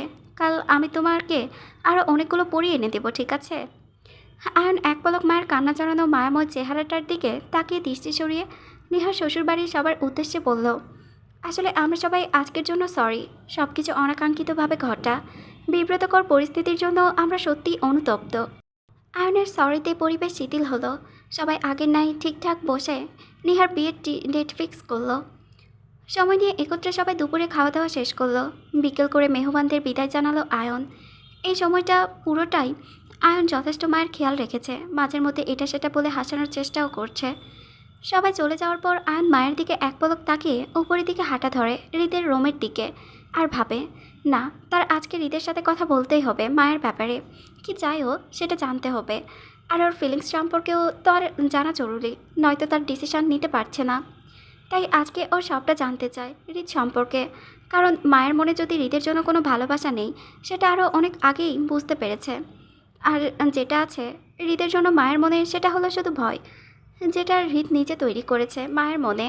এই ভয়ে মায়ের হৃদের সাথে কথা তো দূরে, সামনেও যেতে চায় না ওর। তাহলে এত কী সমস্যা ওর মায়েকে নিয়ে? ও এসব ভাবতে ভাবতে আয়ন হৃদের রুমের দিকে যেতে থাকে। এদিকে হৃদ তার রুমের সাথে অ্যাটাচ করা সুইমিং পুলের সামনে দাঁড়িয়ে আছে। দৃষ্টি তার নীল পানির উপর, পকেটে হাতে দুহাত গুজিয়ে কিছুটা একটা ভেবে চলেছে এক মনে। তখনই নিঃশব্দে পাশে এসে দাঁড়ায় আয়ন, প্রশ্ন করে, মায়াকে ভালোবাসিস? তারও দৃষ্টি সুইমিং পুলের নীল পানির ওপর। এদিকে হৃদ আয়নের দিকে না তাকিয়ে স্বাভাবিক কণ্ঠে বলে ওঠে, না। তাহলে ভয় দেখাচ্ছিস কেন ওকে? এরকম রাগ করিস কেন ওর সাথে? ও আমার অবাধ্য হচ্ছে তাই। আর আমার অবাধ্য কোনো কিছুই পছন্দ না। ও যত আমার অবাধ্য হবে আমি তত ওকে বাধ্য করব। আয়ন ভ্রুকুচকে তাকায় হৃদের দিকে। মায়া তোর কোন কথায় অবাধ্য হয়েছে যে তুই ওকে বাধ্য করতে চাস? আর তুই বা কী চাস মায়ের থেকে? তুই মাকে বল তুই কী চাস, নয়তো মায়া কিভাবে বুঝবে যে তুই কী চাস? অস্থিরতা। সত্য, ওই অস্থিরতার রানী একটা, মানুষকে প্রচণ্ড অস্থিরতায় ফেলে দেয় ও। বলে দীর্ঘশ্বাস ফেলে আবার বলে ওঠে, মাকে ভালোবাসিস না অথচ অস্থিরতায় ভুগেছি, এটা কেমন কথা? আর তাছাড়া তুই মায়ের জন্য বডিগার্ড ঠিক করেছিস তাই না, যাতে কোনো ছেলে ওর সাথে মিশতে না পারে, তাই না? হৃদ ভ্রুকুচকে আয়নের দিকে তাকিয়ে আবার সামনের দিকে তাকায়, তারপর স্বাভাবিক কণ্ঠে বলে ওঠে, না, আমি মায়াকে ভালোবাসি না। আর তাছাড়া মায়া আমার অস্থিরতা ভালোবাসা না। আর রইল বডিগার্ড দেওয়ার, তার পেছনে যথেষ্ট কারণ আছে। তা হলো ওর সেফটি, কারণ ওর মধ্যে দাদা দাদির প্রাণটা লুকিয়ে রয়েছে। আমি ওদের সময় দিতে পারি না ব্যস্ততার জন্য, কিন্তু মায়া আসার পর ওদের জীবনে আলো ফুটে উঠেছে। আর মায়ের মধ্যে দাদি তার অসম্পূর্ণ স্বপ্নগুলো পূরণ করেছে, যেটা আমার ফুপির মধ্যে করতে পারেনি। কারণ যখন ফুপি ছোটো ছিল দাদি তখন তার চাকরির কাজে ব্যস্ত থাকায় ফুপিকে সময় দিতে পারেনি। আর নিজ হাতে মেয়েকে সাজিয়ে তুলতে পারেনি তার পুতুলের মতো করে। মেয়েকে সাজানো, তাকে নিজের হাতে বড় করা এবং তার সব কাজ নিজের হাতে করা, যা কিছুই করতে পারেনি দাদি। আর আমিও ছেলে হওয়ার দাদির স্বপ্নগুলো দমে যায়। কিন্তু মা এই বাড়িতে আসার পর থেকে দাদির মনে আবার অসম্পূর্ণ স্বপ্নগুলো জেগে ওঠে। তাই দাদি মাকে আগলে রাখে সব কিছু থেকে, এমনকি আমার থেকেও। তাই আমার কাছে মায়ের বেঁচে থাকাটা জরুরি, কারণ আমার বিজনেস ও পলিটিশিয়ানের শত্রু অনেক, সাথে দাদা ভাইয়েরও। আর সেই শত্রুতার রেশ ধরে মায়ের ক্ষতি করার চেষ্টা করবে, যেটা মায়ের জন্য হানিকারক হতে পারে। সেজন্য আমি ওর সেফটি দিয়েছি অনেক আগে, কারণ দাদা ভাই বাহিরে গেলে তার সাথে করে বডিগার্ড নিয়ে যায়, আমি ওর বাহিরে গেলে বডিগার্ড নিয়ে যাই। আর দাদি সারাক্ষণ বাড়ির ভেতরে থাকে এবং বাড়ির আশেপাশে অসংখ্য বডিগার্ড থাকে দাদিকে সেভ করার জন্য। কিন্তু মায়া যখন বাহিরে যায় তখন আমাদের শত্রুরা ওকে অ্যাটাক করতে পারে। তাই আমি ওর ভার্সিটি ছাড়া অন্য কোথাও যাওয়া বন্ধ করে দিয়েছি। আর ও যে আমাদের ফ্যামিলির একজন সদস্য তা আমাদের শত্রুদের মধ্যে অনেকেই জেনে গেছে। তাই আমি মায়াকে নিয়ে কোনো রকম রিস্ক নিতে চাই না। এতে ওর ভালো লাগুক বা না লাগুক এতে আমার কিছুই যায় আসে না। ওকে আমার বন্দিনী হয়ে থাকতেই হবে। আর এখানে আমি ভালোবাসার কিছুই দেখছি না। আমি মায়াকে ভালোবাসি না, এটাই সত্য। কথাগুলো বলেই হৃদ তার রুমের দিকে বারান্দায় চলে যায় এবং থাই গ্লাসের উপরে হাত রাখে, অন্য হাত পকেটে গুজিয়ে দাঁড়িয়ে নিচের দিকে দৃষ্টি রাখে স্থির করে। যেখানে মায়া বাগানের মূর্তিটাকে জড়িয়ে ধরে হিচকি তুলে কান্না করে চলছিল আর মূর্তিটাকে কানে কানে কিছু বলছে, আর অন্য হাত দিয়ে নাড়িয়ে নাড়িয়ে হৃদের ভেঙে দেওয়া মূর্তিটাকে দেখাচ্ছে, যা হৃদ এক পলক চোখে দেখেছে। পরে কিছু একটা ভেবে নিচে মায়ের দিকে পা বাড়ায় হৃদ। আয়ন তার সব প্রশ্নের উত্তর পেয়ে যায় হৃদ থেকে। হৃদ নিজের মুখে বলা কথাগুলো আয়নকে মায়ের দিকে এক ধাপ এগিয়ে নিয়ে যায়। বিশেষ করে হৃদের বলা এই একটি কথার মাধ্যমে যে আমি মায়াকে ভালোবাসি না। এখন কি হতে চলেছে মায়ের জীবনে, আবার কি বা মোড় নিবে এই 3টি জীবনে, মায়ের জীবনে কে আসবে? আয়নের ভালোবাসা নাকি হৃদের অস্থিরতা আর সাথে ভয়? কে মায়ের সবটা জুড়ে থাকবে, হৃদ নাকি আয়ন? তো ম্যাডামের কথা বলা শেষ? তাহলে নিচে নেমে আসুন ম্যাডাম। মায়া না তাকিয়ে বলল, আয়ন ভাইয়া তুমি যাও এখন। আমার এখন অনেক কষ্ট বুঝলে। তোমার ভাই আমার দুটো পরিমা ভেঙে দিয়েছে, যার মধ্যে একটি ছিল আমার বাম পা, আরেকটা আমার ডান পা। কারণ বাড়ির বাকি পরিগুলো আমার শরীরের বাকি অংশ ছিল, কিন্তু এই দুটো পরি আমার দুটো পা ছিল। এখন তো আমি আর হাঁটতেও পারবো না। তোমার ভাই আমাকে অল্প বয়সে প্রতিবন্ধী করে দিয়েছে, তাই আমার এখন অনেক কষ্ট। তুমি এখন যাও, আমি আরও কান্না করব এখন। বলেই মায়া আবার মূর্তিটাকে জড়িয়ে ধরে কান্না করতে লাগলো। হৃদ দুই হাত ভাঁজ করে স্ট্রং হয়ে দাঁড়িয়ে বলল, তো ম্যাডাম কি নামবেন, নাকি আপনাকে জড়িয়ে ধরা মূর্তিটাকে ভাঙতে চান? মায়া হৃদের এমন কথায় শুনে হকচকিয়ে উঠে পেছন ফিরে আয়নের জায়গায় হৃদকে দেখে মুহূর্তেই ভয় পেয়ে গেল। যা স্পষ্ট মায়ের চেহারায় ভেসে ওঠে, যা হৃদের চোখে এড়ালো না। হৃদ স্বাভাবিকভাবে বলে ওঠে, নেমে এসো। মায়ের নেমে এদিক ওদিক তাকিয়ে হৃদ থেকে পালানোর জন্য রাস্তা খুঁজতে লাগলো, যা হৃদের চোখে আবারও পড়ে। তাই মায়া যখন দৌড়ে পালাতে যায়, তখন হৃদ মায়ের হাত চেপে ধরে তার সামনে এনে বলে ওঠে, কি ম্যাডাম, খালি পালাতে চান? আগে কথা তো শেষ করুন, শাস্তিটা তো নিন, তারপর যান। বলেই হাতের ইশারায় মায়াকে মূর্তিটার পায়ের কাছে বসতে বলে। মায়া ভয়ে মাথা নিচু করে পাথমের মতো বসে পড়ে। তো ম্যাডামকে কি করা যায় বলেন তো? মূর্তির মতো যদি ম্যাডামকেও ভেঙে দেয় তাহলে কেমন হবে বলেন তো ম্যাডাম? ভালো হবে না? হবে, আমিও তাই ভাবছি। কি দেব ম্যাডামকে ভেঙে? মায়ের হৃদের দিকে অসহায় ফেস করে তাকিয়ে আবার এদিক ওদিক কাউকে খুঁজে চলেছে এক মনে। কারণ এই মুহূর্তে যদি কেউ হৃদ নামক ভয়ানক শাস্তি থেকে ওকে বের করে তার আশায়, তখন হৃদ আবার বলে ওঠে, কি ম্যাডাম, এদিক ওদিক তাকাচ্ছেন কেন? আমাকে দেখুন, আমি তো এখানে। আর এখন থেকে আপনার কপাল আর আপনার সাথ দিবে না ম্যাডাম। আমি সেই শপথ বন্ধ করে দিব ম্যাডাম আপনার জন্য। চিন্তা করবেন না কিন্তু কেমন, আমি আছি তো আপনাকে টেনশন দেওয়ার জন্য। মা টলমল চোখে হৃদকে উদ্দেশ্য করে বলল, আমি ইচ্ছে করে আসিনি আপনার সামনে, আর আমি ওইসব কথাগুলো ইচ্ছে করে বলিনি। সব আমার ঠোঁটের দোষ। ওরা বলেছে, আমি কিন্তু কিছুই করিনি, তাই আমাকে যেতে দিন। আর আমি কখনো আপনার সামনে আসবো না, আপনার সব কথা মানব। আমি আর আপনার অবাধ্য হব না, একদম সত্যি বলছি আমি। এই আমার ভাঙ্গা দুটো মূর্তির কসম খেয়ে বলছি। হৃদ আবারও বলে ওঠে, তো ম্যাডাম আপনি স্থির হয়ে বসে থাকবেন অন্যকে অস্থির করে? তাকে হতে দেয় বলুন তো?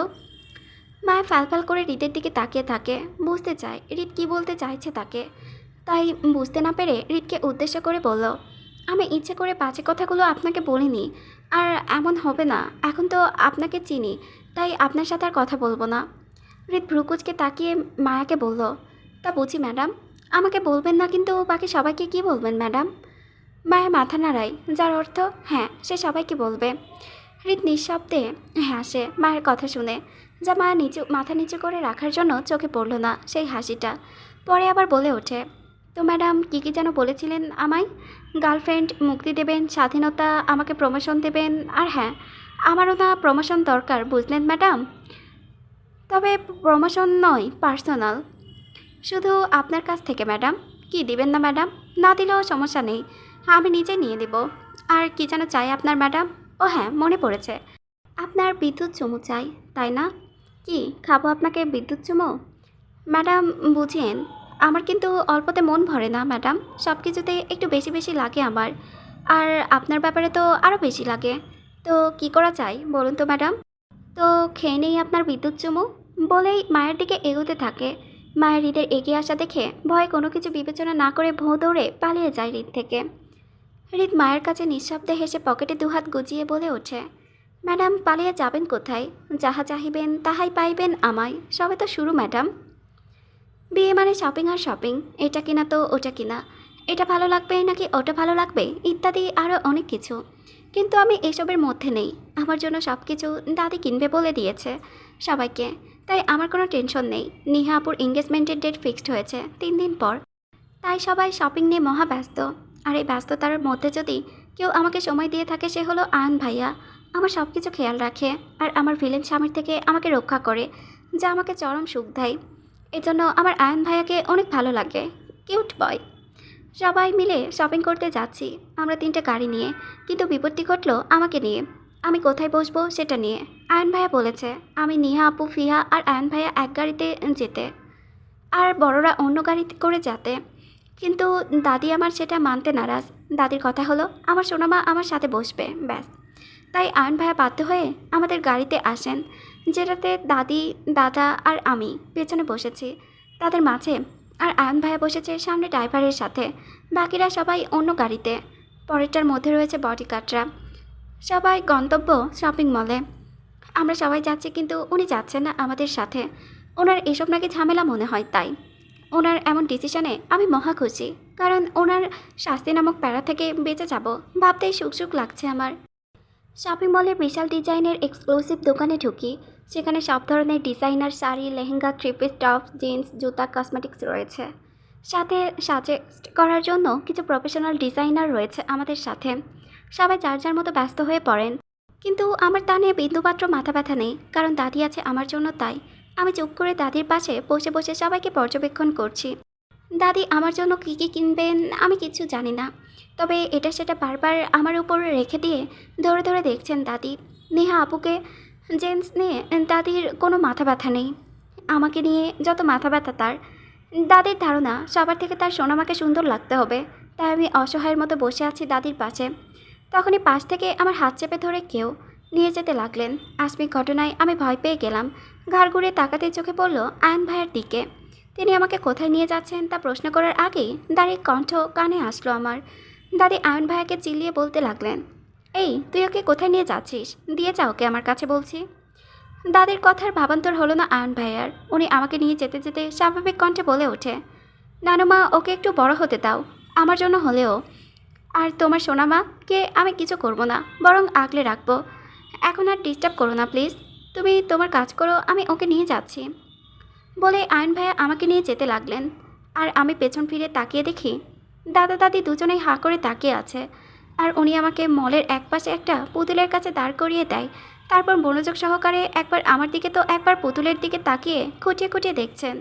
পরে মিষ্টি হেসে বলে ওঠে, পারফেক্ট, বলে হাতের ইশারায় কিছু বললেন দোকানদারকে। আমি অসহায়ের মতো চেয়ে আছি ওনার দিকে, কি করছে কিছুই বুঝতে পারছি না আমি।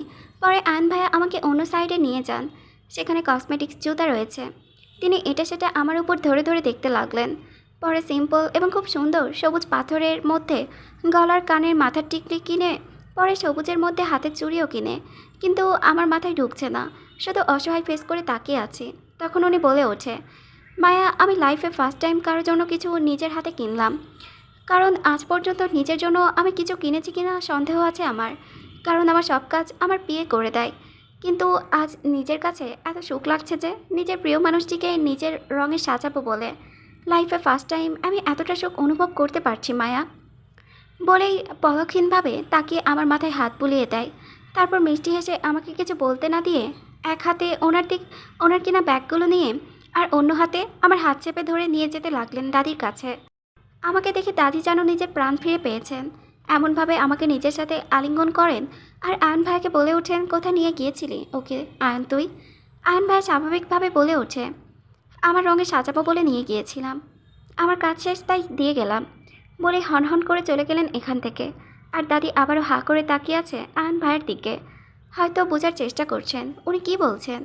তারপর বুঝতে না পেরে নিজের কাছেই মনোযোগ হয় আমার ড্রেসের জন্য। নিজের রুমে সোফায় বসে সোফার টেবিলের উপর পা ভাঁজ করে পা নাড়িয়ে চলেছি আমি। আর আমার মাথা সোফায় খেলিয়ে দিয়ে চোখের ওপর এক হাত রেখে কিছু একটা চিন্তা করে চলেছি আমি। কিন্তু আমার এত চিন্তা ভাবনার পরেও ফলাফল বরাবরের মতোই শূন্য। যোগ বিয়োগ অঙ্কটা কিছুতেই কষতে উঠে পারছি না আমি। আর আমার এত এত চিন্তার মুখ্য এবং প্রধান কারণ হলো নিহা আপু। কারণ কাল শপিং মলে ফয়সাল ভাইয়া আর আপুকে আমি একসাথে দেখেছি, কিন্তু সেটা স্বাভাবিকভাবে নয়। ফয়সাল ভাইয়া নিয়া আপুকে দেওয়ালের সাথে চেপে ধরে রেখেছিল, আর নিহা আপুর কাঁদো কাঁদো গলায় কিছু একটা বলেছিল ভাইয়াকে। আমার কৌতূহল জিনিসটা বরাবরের মতোই খুব বেশি, তাই নিজেকে আর চেয়েও আটকাতে পারিনি। ধীর পায়ে এগিয়ে গেলাম তাদের কাছে। তখনই ফয়সাল ভাইয়ার কাছে আমি ব্যাখ্যা রোগহীনতায় ভুগতে লাগলাম। চোখ বড় বড় করে তাকিয়েছিলাম তাদের দিকে। ফয়সাল ভাইয়া নিয়া আপুর গলায় ঘাড়ে পরপর তিনটা কামড় বসিয়ে বলে ওঠে, এটা নাকি ওনার দেওয়া লাভ বাইটস, মানে ভালোবাসার চিহ্ন। বরের দেওয়া এসব নাকি বউকে রাখতে হয়। ওনার এমন কথায় বা কাজে আমার মাথায় কিছুই ঢুকলো না। তাই আমার এত এত চিন্তা দূর করতে সোফা সেটে উঠে দাঁড়িয়ে পড়ি। আর সাথে সাথে পাড়ি জমালাম ড্রয়িং রুমের দিকে। উদ্দেশ্য লাভ বাইট সম্পর্কে জানতে হবে নিহাপুর থেকে। সিঁড়ির উপর থেকে ড্রয়িং রুমে চোখ বুলিয়ে নিয়ে নিহাপুর খুঁজতে লাগলাম। অবশেষে পেয়েও গেলাম। সবার সাথে ডাইনিংয়ে বসে খাবার খাচ্ছে। খুশিতে আপুর আশেপাশে কে আছে তা দেখার প্রয়োজন বোধ না করেই আমি দৌড়ে গিয়ে আপুর পাশে চেয়ারটাতে বসে পড়লাম। আর সাথে সাথে বলতে শুরু করি আমি, আচ্ছা আপু, লাভ বাইট কি? আমার এমন আকস্মিক ঘটনায় সবাই ট্যাপ ট্যাপ করে তাকিয়ে আছে, দেখছে আমাকে। আমি সবার কথায় মাথা ঘুরিয়ে উৎসুক দৃষ্টিতে আপুর দিকে তাকিয়ে গালে দুহাত দিয়ে আবারও বলে উঠি, বলো না আপু, লাভ বাইট কি? আপু কাচুমাচু করে সবাইকে এক পলক দেখে আমার দিকে তাকিয়ে বলল, আমি কি জানি মায়া, আর তুই আমাকে কেন বলছিস এসব কথা? তুই গিয়ে অন্য কাউকে জিজ্ঞেস কর না আমাকে কেন বলছিস। আমি স্বতঃস্ফূর্ত গলায় বলে উঠি, তুমি জানো ভাইয়া তোমাকে বলেছে, আমি দেখেছি কাল শপিং মলে তোমার গলায় ঘাড়ে ভাইয়া কামড় দিয়েছে আর বলেছে এটা নাকি লাভ বাইটস, ভালোবাসার চিহ্ন, বরের দেওয়া চিহ্ন নাকি বউদের রাখতে হয়। আর এখন তুমি আমাকে বলছো তুমি জানো না? একদম মিথ্যা বলবা না আমাকে। আমার এমন কথাই আপুর মুহূর্তেই যক্ষা নামক রোগে আক্রান্ত হয়ে পড়ল। যেমন এই রোগের সার্টিফিকেট আজকেই নিয়ে নেবেন ডক্টর থেকে, কোনো থামাথামি নাই। তখনই পাশ থেকে ফিয়া বলে ওঠে, ফয়সাল ভাইয়া কালকে শপিং মলে আসবে, আমরা তো কেউ দেখিনি, তুই দেখলি কি করে? ফিয়ার এমন কথাই আমি বিরক্তি নিয়ে বলে ওঠে, চোখ দিয়ে দেখেছি। তারপরে আবার আপুর দিকে কৌতূহল চোখে তাকিয়ে বলি, আপু, বাইট তো বুঝলাম, মানে কামড় দেওয়া বা চিহ্ন যেটা তোমার গলায় আছে, কিন্তু লাভটা কোথায়, মানে ভালোবাসাটা কোথায়? আর সেটা তো আমি দেখতে পারছি না কেন আপু? এই আপু ভাইয়া কি তোমাদের সাথে চিট করছে নাকি? মানে তোমাকে কামড় দিয়ে ভালোবাসা না দিয়ে চলে গেল, এখন কি তোমাকে ভাইয়া নামক ইনজেকশন নিতে হবে এই কামড় থেকে বাঁচার জন্য? আমার এমন কথা সবাই হো হো করে হাসলেও দাদা দাদি স্বাভাবিকভাবেই মুচকি হাসলো। যেমন আমার দ্বারা এমন কথা অপ্রত্যাশিত কিছুই না। আর নিহা আপু লজ্জায় লাল হয়ে গেল মুহূর্তেই। কিন্তু আমিও দমে যাবার পাত্রী নয়, আমারও লাভ বাইট চাই চাই। আবারও আপুকে বলে উঠি, বলো না আপু। তখনই আবারও ফিয়া বলে ওঠে, না, আপুকে কেন ভাইয়া নামক ইনজেকশন দিতে হবে না, তবে বড়রা একটু আর একটু কামড় খেতে থাকে বউ নামক মানুষটির কাছ থেকে, তাই না রে আপু? ফিহার কথায় আমি বলে উঠি, তাহলে আমিও লাভ বাইট আমারও চাই, আমার বড় আছে। আমার এমন কথায় সবাই অদ্ভুত এবং ভয় ভয় নজরে আমার পাশে চেয়ারটাই তাকায়, কিন্তু আমি তাদের এই তাকানোর মাঝে বুঝলাম না। তাই ঘাড় ফিরিয়ে আমার পাশের চেয়ারটাই তাকিয়ে দেখি উনি বসে আছে। মানে সেখানে আমার গুণধর স্বামী বসে আছে, বসে বসে শান্তি মতো অন্ন নিবারণ করছে। এমনভাবে চামচ দিয়ে নাড়িয়ে নাড়িয়ে শান্তভাবে খাবার খাচ্ছেন যেন এখানে কোনো কিচ্ছু হচ্ছে না, আর না হচ্ছে কোনো কথা। ওনার আশেপাশে কেউ নেই, এমনভাবে মনোযোগ দিয়ে খাবার খাচ্ছেন। কিন্তু ওনাকে দেখে এই মুহূর্তে আমার ভয় করলো না, আরও অনেক খুশি হলাম আমি, কারণ এই আশায় যে আমি এখন আমার লাভ বাইট পাবো তাই।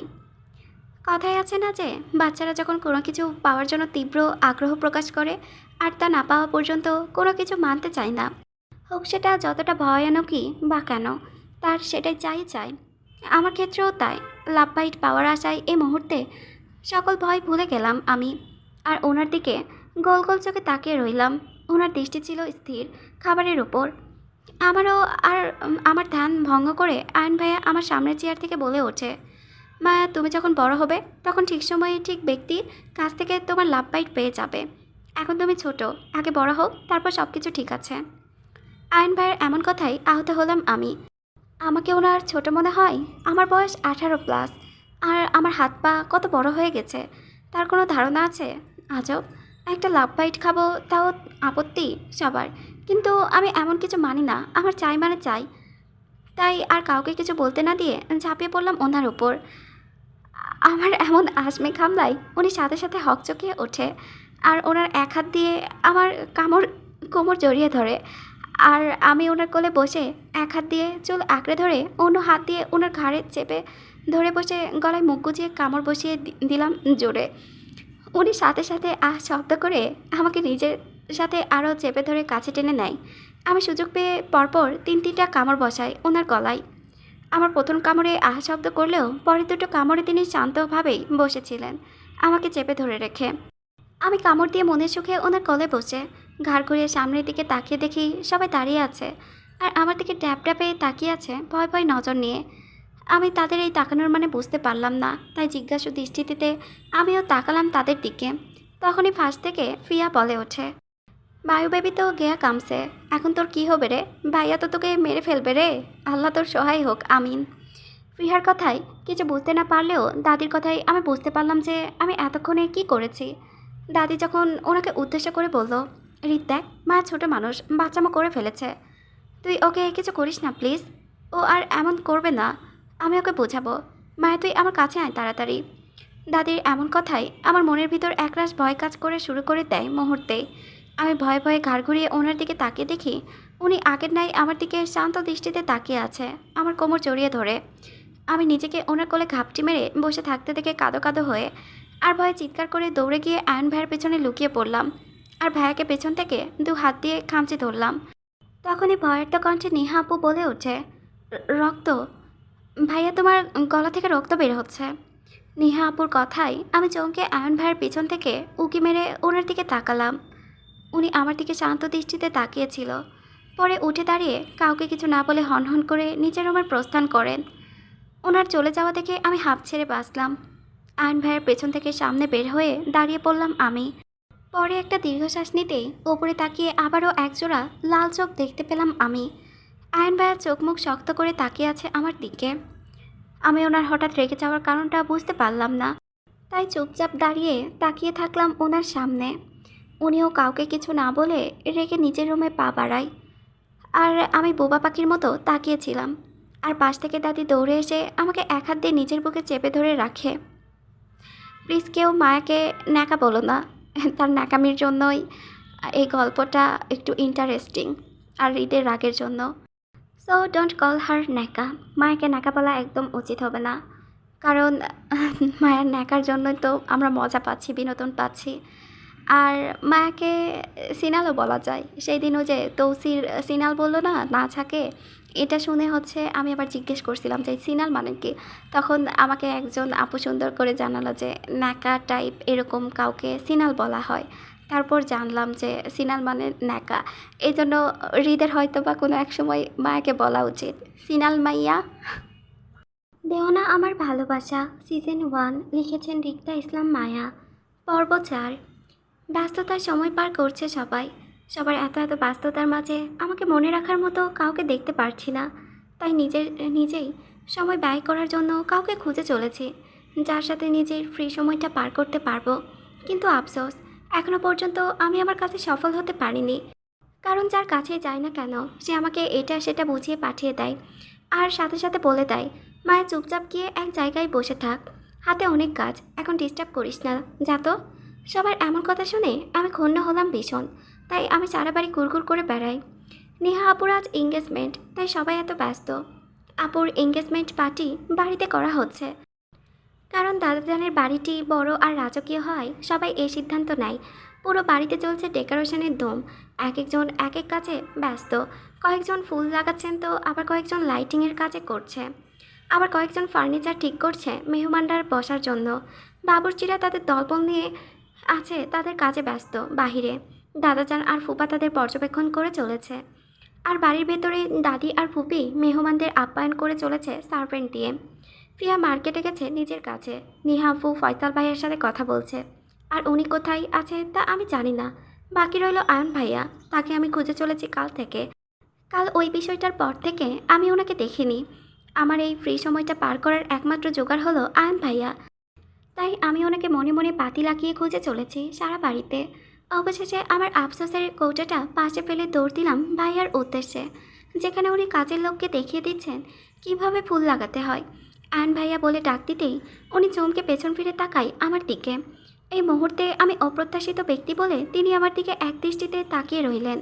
আমি ওনার তাকানো দেখে মিষ্টি হেসে বলে উঠলাম, ভাইয়া আমাকে নিবা তোমার সাথে কাজে? আমিও কাজ করব তোমার সাথে। সবাই ব্যস্ত যার যার কাজে, তাই আমি আজ তোমার সাথেই থাকতে চাই, নিবা আমাকে প্লিজ প্লিজ। আয়ন ভাইয়া আমার কথা শুনে সামনের দিকে তাকিয়ে বলে ওঠে, মায়া ভেতরে যাও, তোমার কোনো কাজ করতে হবে না, আমাকে আমার মতো থাকতে দাও প্লিজ, যাও। আমি ওনার সামনে গিয়ে বলি, সবাই এত এত কাজ করছে, আর তুমি আমাকে বেকার কমিউনিটির প্রধান সভাপতি বানিয়ে দিচ্ছ ভাইয়া। আমি কাজ না করলে তো কি করব বলো? কেউ আমার সাথে কথা বলছে না তো। তুমি চলো আমার সাথে, তোমাকেও কাজ করতে হবে না। আমি যদি বেকার কমিটির প্রধান অতিথি হই, তাহলে তুমিও হবে বেকার কমিটির বিশেষ অতিথি। দুজনেই বেকার, ভালো হবে না? উনি আমার দিকে দৃষ্টি স্থির করে বলল, আমি তোমার সাথে কোথাও যাব না, আর না কিছু হতে চাই।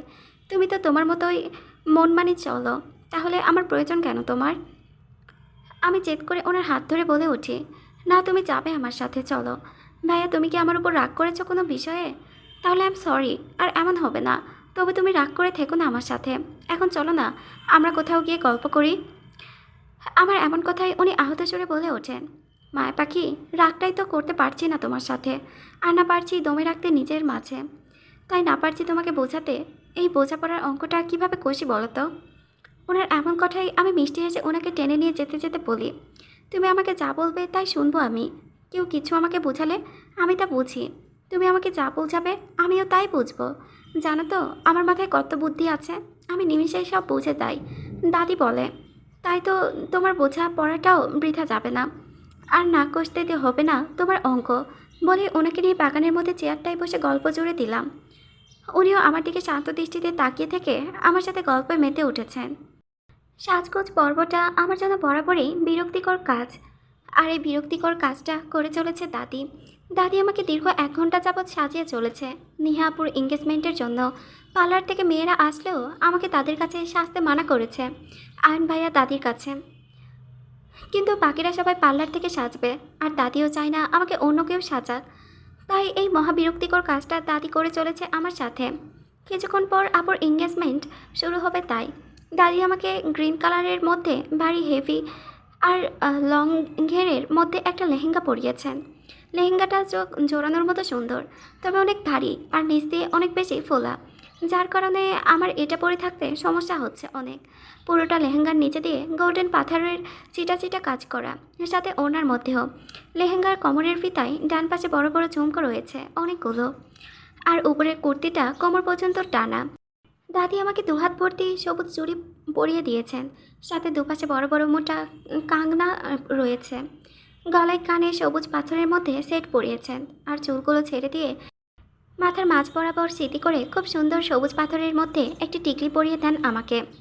পরে চোখ গাঢ় কাজল আর ছোটে পিঙ্ক লিপস্টিক দিয়ে দেয়। কপালে একটি ছোট্ট সাদা পাথরের টিপ পরিয়ে দিয়ে আমার দিকে দাদি কিছুক্ষণ তাকিয়ে থেকে কপালে একটা চুমু খেতে খেতে বলে ওঠে, অনেক সুন্দর লাগছে আমার সোনামাকে। ছেলেটার পছন্দ আছে বলতে হবে। তোকে অনেক মানিয়েছে এই ড্রেসটাই সোনামা। আমি দাদির কথা শুনে জিজ্ঞাসা দৃষ্টিতে তাকাতেই দাদি হেসে আমাকে কিছু বলতে না দিয়ে আমাকে নিয়ে বের হয়ে যায় পার্টির উদ্দেশ্যে। মাঝপথে এসেই ফুপি দাদিকে ডাক দিতেই দাদি আমাকে দাঁড় করিয়ে চলে যায় ফুপির কাছে। আর আমি কিছুক্ষণ দাঁড়িয়ে থেকে কিছু না বুঝতে পেরে সামনের দিকে হাঁটা ধরলাম ফিহাকে খুঁজে। পরে কিছুটা সামনে এগোতেই একটা কাজের লোক এসে তাড়াহুড়ো করে আমাকে একটা ফুলের ঝুড়ি ধরিয়ে দিয়ে বলল, এটা নিয়ে ছাদে স্টেজে দিয়ে আসতে তাড়াতাড়ি করে। বলে চলে গেল লোকটা। আমি অসহায়ের মতো কতক্ষণ চেয়ে থেকে ফুলের ঝুড়িটা নিয়ে হাঁটা ধরি ছাদের দিকে। কিন্তু লেহেঙ্গার কারণে আমার হাঁটতে সমস্যা হচ্ছে বলে এক হাতে ধরে লেহেঙ্গা উঁচু করে ধরে অন্য হাতে ফুলের ঝুড়িটা নিয়ে হেঁটে চলেছি আমি। ছাদে উঠে বুকে হাত দিয়ে স্থির নিঃশ্বাস ফেলে হাসি মুখটা সামনের দিকে পা বাড়াতেই ধাম করে নিচে পড়ে গেলাম আমি, সাথে ফুলের ঝুড়ি নিয়ে। সবগুলো ফুল আমার কোলে আর ঝুড়িটা পড়লো বাহিরে। আমি উপুজ হয়ে পড়াই আমার দুহাত গিয়ে পড়লো সামনে, আর সাথে সাথে আমার কয়েকটা চুড়ি ভেঙে হাতে ঢুকে গেল। আর আমার সবগুলো চুল এলোমেলোভাবে মুখে পড়াই আমি কিছু দেখতে পারছি না। আমার এমন করুণ অবস্থায় আমি নিজেকে ঠিক করতে না পেরে সোজা হয়ে বসে দুপা ছাড়িয়ে এলোমেলো হয়ে বসে টলমল চোখে সবাইকে এক পলক দেখে নিয়ে কান্নায় মন দিব। এমন সময় কোথা থেকে আয়ন ভাই এসে আমার পাশে বসে অস্থির গলায় বলল, বেশি বাধা পেয়েছ মায়ু পাখি? পড়লে কিভাবে তুমি? আমি কাঁদো কাঁদো গলায় বলি, নিজেই পড়েছি আমি ওখান থেকে, আমার ভীষণ কষ্ট হচ্ছে, আমি একটু কাঁদি এখন। উনি আবার চোখ মুছে দিয়ে বলল, কাঁদো না মায়া পাখি, তুমি এখন কাঁদলে তোমার সুন্দর শ্বাসটা নষ্ট হয়ে যাবে। তখন তোমাকে ভীষণ বাজে দেখাবে, আর তোমাকে বাজে দেখালে নানুমার আমি অনেক কষ্ট পাবো। তুমি কি চাও আমরা কষ্ট পাই বলো? ওনার এমন কথায় আমি নাবোধক মাথা নাড়াই আর বলি, কিন্তু আমার তো অনেক কান্না পাচ্ছে, তাই এখন একটু কান্না করি, না হলে আমি কখন কান্না করব বলো? উনি আমার দুহাত দেখতে দেখতে বলল, পরে করবে কান্না, যখন সবাই চলে যাবে আর পার্টিও শেষ হয়ে যাবে তখন, ঠিক আছে? কিন্তু এখন করা যাবে না, ওকে? পরে যদি আমি ভুলে যাই তো আমি আর আমার কান্নাটা করতে পারবো না তো। উনি মিষ্টি এসে আমাকে বলে ওঠে, তাহলে আমি মনে করিয়ে দিব তোমাকে কান্না করার জন্য, ওকে? কিন্তু এখন কান্না করা যাবে না, সবাই তোমার জন্য অপেক্ষা করছে তো, তাই। তাহলে আমি আমার কষ্টের কান্নাটা তুলে রাখছি এখন। তুমি কিন্তু আমাকে পরে মনে করিয়ে দিবে আমার এই কষ্টের কান্নার কথাটা। ঠিক আছে, প্রমিস করো আমার সাথে। উনি হেসে আমাকে দাঁড় করিয়ে বলল, ঠিক আছে, প্রমিস। বলে পরে আমার দুহাত দেখে ব্যান্ডেজ করে দিয়ে নিজের হাতে আবার আমাকে চুড়ি পরিয়ে দিলেন। তারপর কাতর দৃষ্টিতে তাকিয়ে বলে ওঠে, আমার এই রঙটা তোমাকে এত মানাবে জানতাম না। আজ নিজের রঙে প্রিয় মানুষটাকে সাজাতে পেরে নিজেকে অনেক হ্যাপি লাগছে মায়া পাখি, যা তোমাকে বোঝাতে পারবো না। অস্থিরতা একটা রোগ বলা যায়। সাধারণত রোগে আক্রান্ত হলেও মানুষ মেডিসিন নিয়ে ভালো হয়ে যায়। তবে মনের অস্থিরতার রোগে আক্রান্ত হলে কি মেডিসিন নিয়ে ভালো হওয়া যায়? যদি যায়, তবে আমারও কি এখন ডক্টরের কাছে যেতে হবে অস্থিরতা নামক মেডিসিনের জন্য? নাকি ডক্টর আমাকে উনি নামক মেডিসিন দিবেন? আচ্ছা, এই অস্থিরতা কি যাকে ধরে তার ভেতরটা কি শিরশির ব্যথা অনুভব হয়? আর মনের মধ্যে কি শুধু ব্যাকুলতা বিরাজ করে যায়, যা এই মুহূর্তে আমার কাছে যদি হয়ও, তাহলে হঠাৎ করে আমার এমন লাগছে কেন? কেন আমার চোখ দুটো ওনাকে খুঁজে চলেছে একটু দেখার আশায়? কই, আগে তো আমার কখনো এমন হয়নি। আমার মনটা এত ব্যাকুল হয়নি ওনাকে দেখার জন্য। তাহলে আজ এমন লাগছে কেন? আয়ন ভাইয়া আমাকে ব্যান্ডেজ করে দেওয়ার পর উনি আমাকে ফিহার কাছে দিয়ে যায় আর বলে যায় ওর সাথে থাকতে, একা কোথাও না যেতে। আমিও বাধ্য মেয়ের মতো আয়ন ভাইয়ের কথা মেনে চলছি। ফিয়া আমার সাথেই আছে, এটা সেটা বলে যাচ্ছে আমাকে। কিন্তু আমি ওর কোনো কথায় মনোযোগী হতে পারছি না, কারণ মনের মধ্যে প্রচণ্ড অস্থিরতা নিয়ে আমার চোখ দুটো অন্য কাউকে খুঁজে চলেছে, আর সেটা হলো আমার গুরুধর স্বামীকে। তাই চারিপাশে চোখ বুলিয়ে তাকে খুঁজে চলেছি দেখা পাওয়ার আশায়। আচ্ছা, উনি কি আমার সামনে আজকে ইচ্ছে করে আসতে চাইছে না যাতে আমি ওনাকে খুঁজি? কিন্তু কেন? আমার এই অস্থিরতাটা কি উনি বুঝতে পারছেন না? আমার এমন চিন্তাভাবনায় ব্যাঘাত ঘটায় ফিহার কথায়। ও খানিকটা রেগে বলে ওঠে, মায়া, তুই কি আমার কথা শুনতে পারছিস? মনোযোগ কই তোর? আর কাকে খুঁজছিস তুই? আমি ওর দিকে না তাকিয়ে চারিপাশে চোখ বুলিয়েই চলেছি আর সুপ্ত কণ্ঠে বলে উঠি, তোর ভাইকে দেখেছিস তুই? ফিহা আমার কথায় তেতে উঠে বলল, আয়ন ভাই সবেমাত্র গেল তোকে আমার কাছে দিয়ে নিচে রেডি হতে, আর তুই যেতে যেতে ভুলে গেলি। আমার খোঁজা অনুসন্ধান জারি রেখে ফিয়ার দিকে না তাকিয়ে বিরক্তি নিয়ে বলে, আয়ন ভাইকে খুঁজছি না আমি। ফিয়া হালকা সন্দেহ দৃষ্টি দিয়ে আমাকে আবার প্রশ্ন করে, তাহলে কাকে খুঁজছিস তুই? ফিয়ার এমন কথায় আমার মনোযোগ ভ্রষ্ট হলো, তাই বিরক্তি নিয়ে ওর দিকে তাকিয়ে কিছু বলতে যাব, তার আগেই ওর ফোন বেচারা বেঁচে উঠল। ফিয়া হালকা বিরক্তি নিয়ে ফোনে কথা বলতে চলে যায়। ওর চলে যাওয়াতে আমি ভীষণ খুশি হলাম, আর আমার এই খুশিটা এক ধাপ বাড়িয়ে ওনাকে খুঁজে চলেছি চারিপাশে। চঞ্চল আর অশান্ত চোখে খুঁজতে খুঁজতে মুহূর্তেই আমি অস্থির হয়ে গেলাম। অবশেষে আমার বহু প্রত্যাশিত ব্যক্তিটিকে পেয়ে গেলাম আমার সামনে। সাথে সুইমিং পুলের একপাশে দাঁড়িয়ে আছে, সাথে রয়েছে দুটো জেন্টলম্যান ওনার সাথে কথা বলছে। কিন্তু উনি কোনো কথা বলছে না, ওনার শান্ত দৃষ্টি স্থির করে আমার দিকে তাকিয়ে আছে। মনে হচ্ছে যেন উনি শুরু থেকে আমাকেই দেখছেন, আর আমি ওনাকে খুঁজে চলেছি এটা উনি জানেন প্রথম থেকে। ওনাকে দেখা মাত্রই আমি থমকে গেলাম। কে কী করছে আমি কিছু দেখতে পারছি না আর না শুনতে। আমি এক অস্থির চোখে তাকিয়ে রইলাম ওনার দিকে। ওনার গায়ে রয়েছে নীল কোট, নীল প্যান্ট, ভেতরে সাদা শার্ট, গলায় হালকা চিকনের মধ্যে কালো টাই, এক হাতে ব্র্যান্ডের ঘড়ি, অন্য হাতে ওয়াইনের গ্লাস ধরা, যা কিছুক্ষণ পরপর চুমুক দিচ্ছে। চুলগুলো স্পাইক করে তুর্কি স্টাইলে, বাদামি চোখ থেকে তার উপর মাতাল করা শান্ত দৃষ্টি, যা আমাকে এক মুহূর্তে খুন করছে। ধীর পায়ে এগিয়ে যেতে লাগলাম ওনার দিকে শান্ত দৃষ্টিতে তাকিয়ে থেকে। উনিও আমার দিকে তাকিয়ে আছে আগের নাই শান্ত দৃষ্টিতে। কিছু বুঝতে পারছি না হঠাৎ করে এমন করছি কেন আমি? কি হয়েছে আমার? ওনাকে আমার খুব কাছ থেকে দেখতে ইচ্ছে করছে কেন? আর কেনই বা একটু ছুঁয়ে দিতেও ইচ্ছে করছে। আমি এক পা করে ওনার দিকে এগিয়ে চলেছি খানিকক্ষণ। কাছে যেতেই কেউ আমাকে পেছন থেকে আমার হাতটা চেপে ধরে আমি চমকে উঠে সাথে সাথে পেছন ফিরে তাকাতে চোখ পড়ল আয়ন ভাইয়ের হাসি মুখ। উনি আমার হাসি মুখে প্রশ্ন করেন, ওইদিকে কোথায় যাও মায়া পাখি? আর একা কেন তুমি? ফিহা কোথায়? তোমার কি হাতে কোনো সমস্যা হচ্ছে? ব্যথা করছে খুব?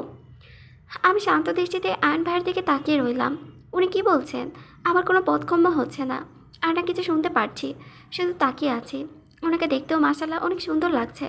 পরনে তার কালো স্যুট, কালো প্যান্ট, ভেতরে সাদা শার্ট, হালকা গলায় চিকনের কালোর মধ্যে টাই, আর এক হাতে ব্র্যান্ডের ঘড়ি, আর চুলগুলো স্পাইক করা, যে কোনো মেয়েকে মুহূর্তেই দেওয়ানা বানাতে সক্ষম। আমার তাকিয়ে থাকা দেখে উনি হেসে আমার হাত ধরে নিয়ে যেতে লাগলেন ওনার সাথে। আমি আর পেছন ফিরে ওনার দিকে তাকিয়ে থেকে আয়ন ভাইয়ের সাথে যেতে লাগলাম। উনি তখনও শান্ত দৃষ্টিতে আমাদের দিকে তাকিয়ে ওয়াইনের গ্লাসে চুমুক দিচ্ছেন। ওনাকে শান্ত দেখে আমার কেন জানি অশান্ত লাগছিল খুব। সাথে দাদির পাশে বসে আছি আমি, বাকিরা সবাই যার যার কাজে ব্যস্ত। দাদাজান, ফুপা, আয়ন ভাইয়া, ফুপি, তারা আপুর শ্বশুরবাড়ির মানুষদের সাথে কথা বলায় ব্যস্ত। ফিহা সেলফি তোলায়, দাদি মেহমানদের সাথে কথা বলায় ব্যস্ত। আর আমি মাথা নিচু করে বসে আছি, কিছু ভালো লাগছে না আমার। তাই হঠাৎ কি মনে করে আমি মাথা উঁচু করে ওনার দিকে তাকাই। সাথে সাথে আবারও ওনার শান্ত দৃষ্টি আমার চোখে পড়ল। উনি আগের মতোই আমার দিকে তাকিয়ে আছে, তবে এবার উনি একা হাতে ওয়াইনের গ্লাস আর অন্য হাতে পকেটে গোছানো। দুজনেই পলকহীনভাবে তাকিয়ে আছি একে অপরের দিকে। তখনই দাদির কথাই আমি আবারও পাশে ফিরে তাকাই। দাদি আমাকে বলছে আপুর এঙ্গেজমেন্ট শুরু হবে এখন, তাই স্টেজে এসে সামনে যেতে বলে উঠে দাঁড়িয়ে আপুর কাছে যেতে লাগলাম। আমি দাদির যাওয়ার দিকে এক পলক তাকিয়ে উঠে দাঁড়িয়ে পড়ি আর সামনের দিকে তাকাই ওনাকে দেখার জন্য, কিন্তু ওনাকে দেখে চারিপাশে খুঁজতে লাগলাম না দেখে।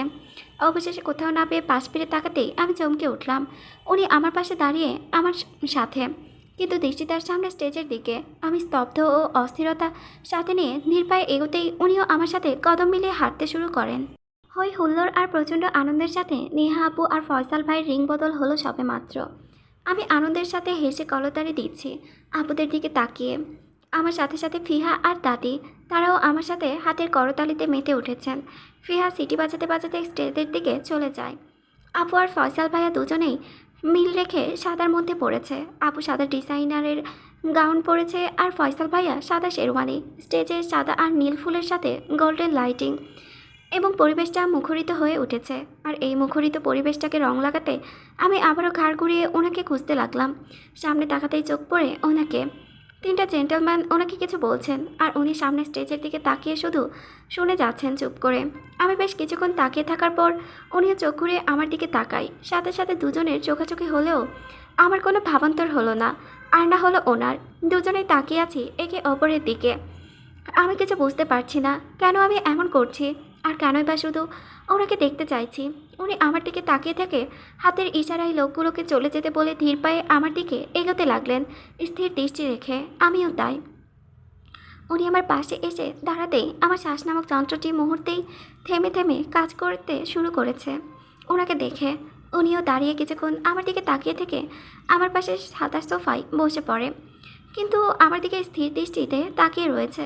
আমিও আর ওনার এমন দৃষ্টি উপেক্ষা করতে পারিনি। দাদির পাশ থেকে উঠে ধীর পায়ে এগিয়ে যেতে লাগলাম ওনার পাশে বসার জন্য।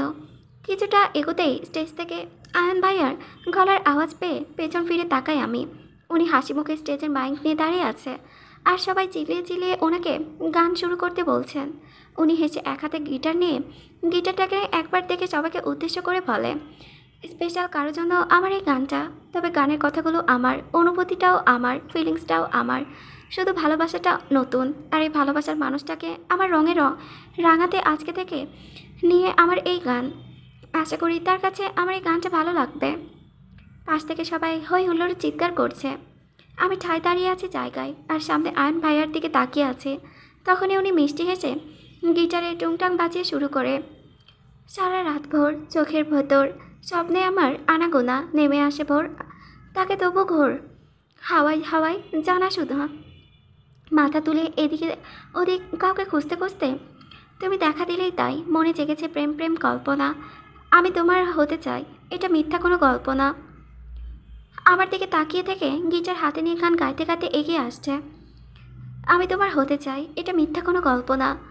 আমার সামনে এসে মিষ্টি হেসে হালকা চোখে আমাকে ইশারা করে লাইনটা গাওয়া। ছুঁয়েছে হৃদয় আমার প্রেমেরই আবির মেখে, ডুবেছি তোমার মাঝে নিজেকে আড়াল রেখে। একে এক হাত বুকে দিয়ে সোজা হয়ে দাঁড়াই।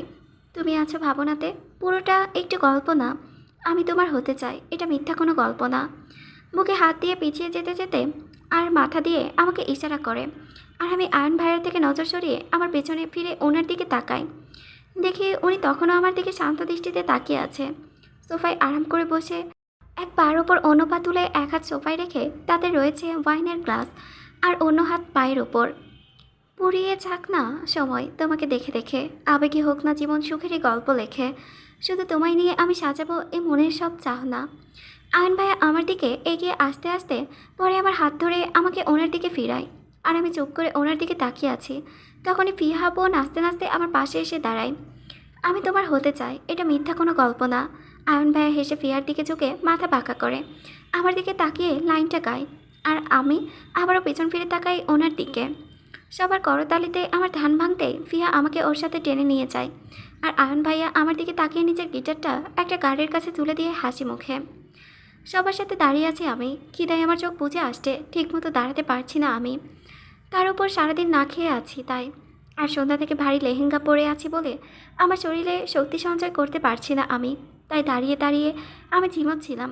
পাশ থেকে কারো কণ্ঠ শুনে অসহায় দৃষ্টিতে তাকাই আমি তার দিকে। তখনই চোখে পড়ে আশিককে। বলেও, ম্যাম, আপনার খাবার বস পাঠিয়েছেন, খেয়ে নিতে বলেছে, আমার সাথে চলুন। দাদা চান আমার জন্য খাবার পাঠিয়েছেন ভেবে আর কোনো কথা না বাড়িয়ে আশিকের পিছন পিছন ছুটলাম। আমার প্রচণ্ড খিদা থাকায় কোনো কথা মুখ দিয়ে না বের হচ্ছে না, তাই চুপচাপ বলছি। আশিক, আমাকে পুল সাইডে নিয়ে এসে এক কর্নারে, সেখানে রয়েছে খাবার টেবিল, আর তাতে রয়েছে খুব সুন্দর করে খাবার সাজানো। আমি খাবার দিকে আশিককে কিছু বলতে না দিয়ে তাড়াতাড়ি চেয়ার টেনে বসে পড়ি আর গপ গপ করে খেতে থাকি। এই মুহূর্তে আমার খাবার প্রয়োজন, অন্য কিছু চিন্তা করার সময় নেই আমার, তাই নিজের মতো করে খেয়ে চলছি। তখনই আমার পাশের চেয়ারটাই কেউ টেনে বসে পড়ে, আর আমি আশিক ভেবে তাকানোর প্রয়োজন বোধ করিনি, তাই নিজের মতো করে খাচ্ছি। কিন্তু আমার অতি খাবার স্বাদের খাবারে ব্যাঘাত ঘটায় হেঁচকে উঠে, মানে খাবার আমার গলায় আটকে যাওয়াতে আমি বারবার হেঁচকে তুলছি। তখনই পাশ থেকে একটা হাত আমাকে পানির গ্লাস এগিয়ে দেয়। আমি পানির গ্লাসটি হাতে নিতে নিতে হেঁচকে তুলতে তুলতে পাশ ফিরে তাকাই। সাথে সাথে আমার হেঁচকে এক ধাপ বেড়ে যায়, কোনো থামাথামি নাই, কারণ উনি আমার পাশে বসে আমার দিকে শান্ত দৃষ্টিতে তাকিয়ে পানির গ্লাসটা এগিয়ে দিচ্ছেন। আমি পানিটা খেয়ে চুপচাপ খাবার খেতে লাগলাম ওনার দিকে তাকিয়ে থেকে। উনিও তাই ছিল। প্রচণ্ড অস্থিরতার সাথে খাবার খেতে খেতে উঠে যেতে লাগলাম। কয়েক কদম এগোতেই পেছন থেকে একটা হাত আমার হাত চেপে ধরে আমি ফ্রিজ হয়ে দাঁড়িয়ে পড়লাম। কি হচ্ছে কিছু বুঝতে পারছি না, আর না বুঝতে চাইছি। উনি চেয়ারে বসা অবস্থায় আমার দিকে না তাকিয়ে আমার হাত হেঁচকে টান দিয়ে ওনার সামনে নিয়ে আসে। আমার হাত ছেড়ে দিয়ে উঠে দাঁড়ায়, তারপর মাতাল করার দৃষ্টি দিয়ে এক পা করে আমার কাছে আসতে থাকে, আর আমি ভয়ে এক পা করে পেছোতে থাকি। পেঁচিয়ে যেতে যেতে পুলের এক সাইডের দেওয়ালে আমার পিঠ ঠেকে যায়। তখনও উনি এগিয়ে আসতে থাকলেন আমার দিকে। পরে আমার খুব কাছে এসে হালকা চোখে এক হাত দেওয়ালে রেখে আর অন্য হাত পকেটে গুজে দৃষ্টি তার আমার চোখে মুখে। আমি অসহায়ের মতো একবার ওনার দিকে তাকিয়ে আবার চারিপাশে চোখ বুলাই। আমার সামনে উনি, আর পেছনে সুইমিং পুল। আমার ডান পাশে ওনার বাম হাত রাখা দেওয়ালে, আর আমার বাম পাশে দুই হাত দূরে কারুকাজে করা আয়না রয়েছে। তাতে খুব সুন্দর করে ফুল আর লাইটিং করা আছে, এবং আয়নাতে আমাদের দুজনের প্রতিচ্ছবি দৃশ্যমান রয়েছে। আমি খুব স্তব্ধ এবং অসহায় দৃষ্টিতে আবারও ওনার দিকে তাকিয়ে কিছুটা সাহস জুগিয়ে কাঁপা কাঁপা গলায় বলি, আপনি? সাথে সাথে উনি আমার আরও কাছে এসে হৃদ মায়ের দিকে আরও কিছুটা ঝুঁকে কানের কাছে পিসপিস করে বলে, ভালোবাসাও তাকে যাকে কন্ট্রোল করতে পারবে। যদি ভালোবাসা তোমাকে কন্ট্রোল করতে চায় তাহলে তাকে ধ্বংস করে দেওয়া উচিত। বলে মায়ের দিকে তাকায় হৃদ। মায়ের ভয়ার্ত চেহারা দেখে নিচের দিকে তাকায়, স্মৃত হেসে আবার মায়ের দিকে তাকায়। পরে পকেটে গোছানো হাতটা বের করে মায়ের হাত স্লাইড করতে করতে ওপরে তুলে মায়ের গাল স্পর্শ করে, যা মুহূর্তে মায়ের কেঁপে ওঠে। নিজের চোখ বন্ধ করে ফেলে আর নিজের লেহেঙ্গা দুই সাইডে খামচে ধরে। হৃদ মায়ের দিকে একবার চোখ বুলিয়ে নিয়ে মায়ের কপালে আলতো করে নিজের হাত স্পর্শ করে। মায়া আবারও হৃদের স্পর্শে কেঁপে ওঠে। হৃদ এক হাত দিয়ে মায়ের কপালের টিকলিটা খুলে পাশে ফেলে দেয়। তারপর মুখে আসা চুল কানের পেছনে কুচিয়ে দিয়ে কানের দুল খুলতে লাগলো। এক এক করে কানের দুলগুলো খুলে পাশে ফেলে দেয়। পরে গলার হাত দিতেই মা চমকে তাকায় হৃদের দিকে, কিন্তু ভয় আর অস্থিরতায় কিছু বলতে পারে না। হৃদ শান্ত দৃষ্টিতে তার কাজ করে চলেছে। সে মায়ের গলার হাতটা বের করে আনার জন্য উঁচু করে পেছনে নিতেই মায়ের চুলের মধ্যে আটকে যায়। মায়া চোখ মুখ শক্ত করে রেখেও হালকা শব্দে আহ বের করে হয় মুখ থেকে। হৃদ থামে, কপাল কুঁচকে মায়ের দিকে তাকায়। তার এই শব্দটা মোটেও পছন্দ হয়নি, তাই সে সাথে সাথে হাতটা টান দিয়ে ছিঁড়ে ফেলে দেয়। মায়া চুলে আরও ব্যথা পায়, তাই হৃদকে নিয়ে কাছ থেকে সরানোর জন্য নিজের দু হাত দিয়ে হৃদের বুকে রেখে হালকা ধাক্কা দেয়, কিন্তু তার এই ধাক্কাটা কারো পছন্দ হলো না। হৃদ প্রচণ্ড রেখে একবার মায়ের হাতের দিকে তাকায়, সাথে সাথে হাত দুটো চেপে ধরে দেওয়ালের সাথে, যার ফলে মায়ের কাচের চুড়িগুলো ঝনঝন শব্দ করে ছন্নছাড়া হয়ে যায়, ভেঙে নিচে পড়ে যায়। আর কিছু চুড়ি মায়ার হাতের পূর্বে কাটা স্থানে ঢুকে রক্ত ঝরতে থাকে। মায়া আর না পেরে হু হু শব্দ করে কান্না করে দেয় প্রচণ্ড ভয়ে। তখনই হৃদ প্রচণ্ড রেগে রিডি করতে করতে বলল, আমাকে ছোঁয়ার অধিকার আমি কাউকে দেইনি, আর তুই আমার এখানটায় এভাবেই ছুঁয়ে দিলি? বুকে ইশারা করে বলে, এত বড় কলিজা তোর যে আমাকে ছুঁয়ে দিলি? মায়া ভয় নিঃশব্দে চুপচাপে হিচকি তুলে কান্না করতে লাগলো। কি হচ্ছে তার সাথে কিছুই তার বোধগম্য হচ্ছে না। আর রিদিবা তার সাথে কেন এমন করছে তাও বুঝতে পারছে না, তাই চুপ করে আছে ভয়ে। তখনই আবারও শক্ত গলায় হৃদ বলে ওঠে, মেরে দিই, শেষ করে দিই, আমার অবাধ্য হয়ে বেঁচে যাবি? এত সোজা সব কিছু? যেখানে আমার একটা হুকুম ছাড়াও আমার কাগজেও নড়াচড়া করে না, সেখানে তুই অন্যের রঙে রেঙে গেলি? মায়ের গাল জোরে চেপে ধরে। একজন ভালোবেসে ড্রেস দিল আর তুই সেটা পরে ফেললি? তোর বুক কাঁপলো না? আমার কথা মনে পড়লো না একবারও? ভালোবাসা, ভালোবাসা, ছ্যা, কি আছে এই ভালোবাসায় আমাকে বলতো? ভালোবাসা নাম করে নিজের চাহিদা মেটাতে চাস তুই, তাই না? ধিক্কার তোর ভালোবাসায়। হৃদ এক হাতে মায়ের চুল টেনে ধরে অন্য হাতে মায়ের গাল জোরে চেপে ধরে নিজের সাথে মিশিয়ে রাগে রিডি করতে করতে আবারও বলে ওঠে, তোকে পিষে ফেলতে ইচ্ছে করছে নিজের সাথে, তোকে কেটে ফেলতে ইচ্ছে করছে। আব্রাহাম হৃদ খান্না কখনো কাউকে কিছু বলার সুযোগ দেয় না, আর দিবে না। তাহলে তুই কেন পাবি বল? চোখ মুখ রক্ত লাল করে তাতে দাঁত চেপে আবারও বলে ওঠে, আমি তোকে ঘৃণা করি, এতটা ঘৃণা করি যতটা ঘৃণা করলে কেউ কখনো কাউকে ভালোবাসার নামই নিবে না। আমি তোকে ততটা ঘৃণা করি। তুই যদি বুঝতে পারতি তাহলে আমার সামনে কখনো এসে দাঁড়াতে পারতিস না। আজকের পর থেকে যদি তুই আমার সামনে আসিস তো আই সোয়ার আমি তোকে মেরে দেব। তোকে শুধু আমার ফ্যামিলির জন্য টলারেট করি, নয়তো আমি তোকে আমাকে চালানোর অপরাধে অনেক আগে পুড়িয়ে দিতাম, বুঝেছিস তুই? কিছু একটা চিন্তা করে। এখনও দেরি হয়নি, তোকে পুরানো যাবে, তাই না? তাই। তাহলে দেরি কেন শুভ কাজে? বলেই আশিক বলে ডাক দিতে লাগলো। মুহূর্তে আশিক হাজির হয়ে ওর কাছে গিয়ে ওকে কিছু একটা বলে আবার মায়ের কাছে আসে। মায়া স্তব্ধ হয়ে ভয়ে কেঁপে কেঁপে ওঠে, কান্না করছে মায়া নিচু করে, মাথা নিচু করে। তখনই আবার হৃদের গলার আওয়াজ কানে আসতেই আবারও সারা শরীর কেঁপে ওঠে মায়ার। হৃদ চিৎকার করে বলল, চুল বাঁধ তাড়াতাড়ি। তুই কি তোর চুল বাঁধবি নাকি আমি পুড়িয়ে ফেলবো? মায়া কাঁপা কাঁপা হাতে নিজের চুলগুলো তার খোপা করতেই হৃদ এগিয়ে এসে মায়ের শরীর থেকে মায়ের ওড়নাটা টান দিয়ে ফেলে দেয় নিচে। মায়া চমকে ঝটপট করে নিজের দুহাত আড়াআড়িভাবে বুকে রাখে, তারপর অশ্রুসিক্ত চোখে হৃদের দিকে তাকায়। মায়ের তাকানোতে হৃদ আরও এক ধাপ বেশি রেগে যায়, তাই হাত দুটো টেনে ধরে এবং হাতে থাকা মোটা বালাগুলো টেনে টেনে বের করে নেয়। আর আয়নের করে দেওয়া ব্যান্ডেজটা ও টেনে ছিঁড়ে ফেলে দেয়, যার ফলে মায়ের হাত থেকে অঝরধারা রক্ত বইতে থাকে। পরে হৃদ মায়াকে ঠাস করে নিজের সর্বশক্তি দিয়ে চড় মারে। মায়া ছিটকে গিয়ে পড়ে পাশে থাকা আয়নাটার মধ্যে, আর সাথে সাথে আয়না ভেঙে ঝনঝন শব্দ করে নিচে পড়ে যায়। আর কিছু কাজ মায়ের কপালে ঢুকে রক্ত ঝরতে থাকে। মায়া পড়ে গিয়ে শব্দ করে আগেই হৃদ আবার মায়াকে টেনে ধরে সামনে এনে আবারও চড় মারে। পরপর দুটো গালে, কাটা ঠোঁট, কাটা নাক আর ফাটা কপাল বেয়ে চুয়ে চুয়ে রক্ত পড়ছে মায়ার। মায়ের কাপা শরীরে টলমলে ঝাপসা শোকে হৃদের দিকে তাকাতেই হৃদ মায়ের দুবাহু জোরে চেপে ধরে নিজের সাথে মিশিয়ে নিয়ে কিছু বলবে, তখনই পেছন থেকে কেউ ডাক দেওয়াতে আরও খেপে যায়। পাশ ফিরে আশিকের দিকে তাকিয়ে থেকে রক্তলাল চোখে।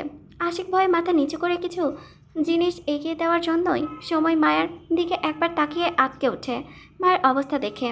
আর যাওয়ার সময় মনে মনে বলে ওঠে, আল্লাহ তুমি রক্ষা করো, এই তাণ্ডব যেন সব কিছু শেষ না করে দেয়। হৃদ মায়াকে নিজের কাছ থেকে ধাক্কা দিয়ে দূরে সরিয়ে দেয় আর পাশ থেকে পেট্রোল বোতল নিয়ে নেয়। আর মায়া কিছু বুঝে ওঠার আগেই গড়গড় করে মায়ের লেহেঙ্গার নিচে পাটাতে ঢেলে দিতে দিতে বলে, আজকে পর তুই কখনো আমার সামনে আসার সাহসও করবি না, আর না করবি কারো কাছে যাওয়ার সাহস। মায়া ঢুলতে ঢুলতে ঝাপচা শোকে হৃদের দিকে তাকানোর চেষ্টা করে। কাঁপা কাঁপা এক হাত বাড়িয়ে দিয়ে কাঁপা গলায় স্পষ্ট সুরে কিছু বলতে চাইছে, কিন্তু তা বলার জন্য শক্তি সঞ্চয় করতে পারছে না। হৃদ মায়ের লেহেঙ্গার নিচের পাটাতে পেট্রোল ঢেলে দিয়ে খালি বোতলটা পাশে ছুঁড়ে মারল। পরের আগে রিরি করতে করতে লাইটারে আগুন ধরিয়ে মায়ের দিকে তাকায়। মায়াকে স্পষ্ট সুরে কিছু বলতে দেখে আর তার দিকে হাত বাড়াতে দেখেও হৃদের মায়া হলো না। রাগটা যেন তার মাথায় চেপে বসেছে, যার কারণে মায়ের অসহায় চেহারাটাও চোখে পড়ছে না হৃদের। তাই এই মুহূর্তে নির্দয় আর পাষাণ্ড রূপান্তরিত হয়ে উঠেছে। যা ধ্বংস করে দেওয়ার তাণ্ডবে মেতে উঠেছে আজ হৃদ। এটা কি তার ধ্বংসলীলা নাকি অন্য কিছু পিষে দেওয়ার চেষ্টা যা মুহূর্তেই তাকে গ্রাস করছে? হৃদ স্বতঃস্ফূর্ততায় সাথে মায়ের উপর আগুন ছুঁড়ে মারে, আর সাথে সাথে মায়ের লেহেঙ্গায় আগুন ছড়িয়ে পড়ে, আর দাউ দাউ করে জ্বলে ওঠে আগুন চারিদিকে। নেটের লেহেঙ্গা হওয়ায় 1 মিনিট সময় লাগেনি মায়ের সারা কাপড়ে ছড়িয়ে পড়তে। আগুনের তাপ আর প্রচণ্ড ভয়ে মায়ের সর্বশক্তি হারিয়ে ঢুলে পড়ে যেতে যেতে হৃদকে অস্পষ্ট সুরে বলে ওঠে, আমি আর আপনার সামনে আসবো না। আপনাকে ভালোবেসে আমার পেটের মধ্যে রাখতে চাইবো না, তবু আমাকে পোড়াবেন না প্লিজ। বলে মায়ের নিজস্ব শক্তি হারিয়ে ঢলে পড়ে যেতে নেয় আগুনের ভিড়ে। তখনই হৃদ মায়াকে দক্ষ হাতে কাছে টেনে নিয়ে সুইমিং পুলে চাপ দেয়, আগুন নেভায়। মায়াকে পানির ভেতর থেকে মাথাটা বের করে ওপরে তুলে একবার তাকায়। সাথে সাথে মায়ের রক্তমাখা অসহায় আর অক্ষণ চেহারাটা চোখে পড়ে। তারপর মায়ের সারা বডিতে চোখ বোলায়। লেহেঙ্গার নিচের সম্পূর্ণ উপরের পট্টিতে আগুনে জ্বলে গেছে, কিন্তু নেটের নিচের পাটাটা কিছুটা পড়েছে, যার ফলে পা দুটো পড়েছে অনেক দূর পর্যন্ত আগুন। হৃদ সেসবে পাত্তা না দিয়ে রাগে মায়াকে কোলে তুলে দেয়। পরে মায়াকে নিয়ে মায়ের রুমে শুয়ে রেখে ডক্টরকে ফোন করে আসতে বলে চিৎকার করে মালাকে ডাকে। মালা বাড়ির ভেতরে কিচেনে দেখে তার দায়িত্ব ছিল বলে সে নিচে ছিল নিজের কাছে। তখনই হৃদের চিৎকার শুনে তড়িৎ গতিতে দৌড়ে হৃদের রুমে আসে। আবার হৃদ চিৎকার করে ডাকে, এতে করে মালা হৃদের ডাক অনুসরণ করে মায়ের রুমে এসে হাজির হয়। মাথা নিচু করে ভয়ে কাচুমাচু করে বলে ওঠে, যে স্যার ডাকছিলেন? হৃদ দাঁতে দাঁত পেঁচে মালাকে বলল, 10 মিনিট সময় দিলাম তোকে, 10 মিনিটের মধ্যে মায়ের ড্রেস চেঞ্জ করিয়ে বের হ চুপচাপ। মায়া মাথা নাড়তেই হৃদ মায়ের রুমের বেলকুনিতে চলে যায়। মালা ধীর পায়ে মায়ের দিকে এগিয়ে গিয়ে তাকাতেই আটকে ওঠে মায়ের অবস্থা দেখে। সাথে সাথে দৌড়ে মায়াকে কিছু বলতে যাবে তার আগেই হৃদের কথা মনে পড়ায় কোনো শব্দ করতে পারল না, কিন্তু নিজের চোখের পানি ধরতে রাখতে পারল না, কারণ মালা মায়াকে অনেক ভালোবাসে। মায়া সবাইকে এত এত ভালোবাসা দিয়ে মাতিয়ে রাখে এবং সারা বাড়ি মায়ের দুষ্টুমিতে প্রাণফুল্লর হয়ে থাকে। আর তার খিলখিল করে হাসিতে যেন পুরো বাড়ি খানবাড়ি হাসতে থাকে। আর তার এত আদরের মায়ের সাথে এমন অবস্থা যেন কিছুতেই মেনে নিতে পারছে না মালা। তাই নিঃশব্দে কেঁদে কেঁদে মায়ের ড্রেস চেঞ্জ করিয়ে দিয়ে দ্রুততার সাথে বের হয়ে যায় সবার উদ্দেশ্যে, কিন্তু মাঝপথে গিয়েও থেমে যায়, কারণ এখন কাউকে কিছু বললে নিহার এঙ্গেজমেন্টের সমস্যা হবে। তাই কাউকে কিছু না বলে উল্টো পথে হেঁটে আবার মায়ের রুমে প্রবেশ করে হাঁটার এক পাশে চুপচাপ দাঁড়িয়ে থাকে। হৃদ রুমে আসতে হতভম্ব হয়ে দ্রুতগতিতে একজন বয়স্ক মহিলা ডক্টর ঢুকে মায়ের রুমে। হৃদকে কিছু না বলেই মায়াকে দ্রুততার সাথে দেখতে থাকে। পরে সাথে সাথে প্রশ্ন করে বসে, কে মেরেছে ওকে? বলেই হৃদের দিকে তাকায়। মহিলাটির এমন প্রশ্নে কপাল কুঁচকে বিরক্তি নিয়ে তাকাতেই মহিলা ডক্টর ভয় থমথম গলায় বলল, আসলে প্রচণ্ড ভয় আর গভীর আঘাতে জ্ঞান হারিয়েছে। আমি ঘুমের ইঞ্জেকশন দিয়ে দিচ্ছি, আজকে আর উঠবে না, সাথে কিছু মেডিসিনও লিখে দিচ্ছি। কপালের আঘাতটা বেশি গভীর পেয়েছে, তাই সুস্থ হতে একটু সময় লাগবে। আর হাতে পায়ে আমি ব্যান্ডেজ করে দিয়েছি। কিন্তু মায়া পুড়ল কীভাবে? ও তো কাজ শেষ নাও গো, আসি, ওনাকে নিচে নিয়ে যা। এই মুহূর্তে হৃদের আবারও রাগ উঠেছে। রাগটা যেন কিছুতেই কমাতে পারছে না ও। কিছু ভেঙে গুড়িয়ে আবার গড়ে তোলার ইচ্ছে করছে হৃদের, কিন্তু সেটা কি আবার ধ্বংস করতে চায় ও? তাকে নিজের রাগের শিকার করতে চায়। সেটা কি মায়া নাকি অন্য কেউ? জানা নেই হৃদের, শুধু জানে এই মুহূর্তে তার ভয়ঙ্কর কিছু করতে ইচ্ছে করছে, সব কিছু ধ্বংস করে দিতে ইচ্ছে করছে। মায়া, একদম কোনো ছেলের সাথে কথা বলবি না, সে যে কেউ হোক না কেন। ক্লাসে যাবি আর আসবি, কারোর সাথে কথা বলার দরকার নেই। আর তোর যে কয়টা মেয়ে ফ্রেন্ড আছে তাদের ছাড়া আর কোনো মেয়ে ফ্রেন্ড বানানোর দরকার নেই, বুঝেছিস? শোন, একদম পাকনামো করবি না, ভার্সিটিতে গিয়ে বডিগার্ডদের সাথেই থাকবি। খবরদার যদি শুনেছি তুই আবারও বডিগার্ডদের ক্লাস থেকে বের করে দিয়েছিস, তাহলে আমার যে খারাপ আর কেউ হবে না বলে দিলাম। ওদেরকে সাথে নিয়ে তোর ক্লাস করতে হবে, বুঝেছিস? আমার ব্যাগ গোছাতে গোছাতে হালকা রেখে কথাগুলো বলল দাদি আমাকে। আমি ঠোঁট উল্টে গাল ফুলিয়ে অসহায় দৃষ্টিতে দাদির কথাগুলো শুনছিলাম। এই কথাগুলো রোজ রোজ শুনতে হয়, আমি চরম বিরক্তি। দাদি আমার সাথে এমন কেন করে বুঝি না আমি। দাদি আমাকে কারোর সাথে মিশতে দেয় না, এমনকি আয়ন ভাইয়াকেও আমার কাছেও আসতে দেয় না। কথা বলা তো দূরে থাক, কি এমন করেছি আমি? দাদি আমাকে না পারতে ভার্সিটিতে পাঠাই পড়াতে হবে বলে, নয়তো আমাকে কখনোই ভার্সিটিতেই পাঠাতো না। আমাকে পারলে ঘরবন্দি করে রাখতো সারা জীবন, কিন্তু আমার ভার্সিটি আছে বলে তা করতে পারি না। তবে আমার বডিগার্ডের সংখ্যা তিনি বাড়িয়ে দিয়েছেন, আশিকদের সাথে আরও 3 জনকে দিয়ে মোট 5 জন আমার বডিগার্ড এখন সারাক্ষণ আমার সাথেই থাকে। ঝোঁকের মতন যদি ভার্সিটিতে যাই তো এমনকি আমার ক্লাসের পাশে সোজা হয়ে দাঁড়িয়ে থাকে। এমন অত্যাচার কি মেনে নেওয়া যায়? না, যায় না। নেহাতি আমি ভালো মেয়ে বলে মেনে নিচ্ছি, হয়তো কেউ বাতি লাগিয়েও আমার মতো ভালো মেয়ে খুঁজে পাবে না। আমার এমন চিন্তা ভাবনাই দাদি আমার পাশে এসে বসে আমার দুগাল আঁকড়ে ধরে বলে ওঠে, সোনা মা, কেন আমার কথা শুনতে চাস না তুই বল? আমি তোকে নিয়ে কোনো রিস্ক নিতে চাই না। যা একবার ঘটেছে আমি তা পুনরায় ঘটাতে চাইছি না। তোর কারো দরকার নেই। প্লিজ সোনা মা, আমার কথায় অবাধ্য হোস না। আমি কিছুক্ষণ দাদির দিকে তাকিয়ে থেকে দাদিকে শক্ত করে জাপটে ধরি। একটু পর দাদি আমাকে ছড়িয়ে নিয়ে কিছুক্ষণ চুমু এঁকে দিতেই আমি বলে উঠি, আমি তোমার সব কথা শুনি তো দাদি। একদম ভার্সিটিতে গিয়ে পাগলামি করি না। তুমি জানো ওই আশিক আছে না, আমার বডিগার্ড, ওরা সব সময় তোমাকে আমার নামে মিথ্যা বলে। সত্যি বলছি। কত বড় মিথ্যা জানো দাদি? জানো না তো? দাঁড়াও আমি বলছি। ওরা সব সময় তোমার কান ভরে আমার নামে। তুমি তো জানো মিথ্যা বলা ঘোর পাপ, তাই না? কিন্তু আশিক এই পাপ কাজটা রীতিমতো করেই যাচ্ছে, তো করে চলেছে, কোনো থামাথামি নাই। এটা তো অন্যায়, তাই না দাদি? আর আমরা কেন এই অন্যায়কে মেনে নেব বলো? তুমি আশিককে তার পাপ কাজ থেকে মুক্তি করে দাও দাদি। ওকে সহ বাকি সবাইকে বের করে দাও বডিগার্ডের পদ থেকে। সব কয়টা মিথ্যাবাদী, তুমি জানো তোমাকে পটপট করে মিথ্যা বলে দেয়।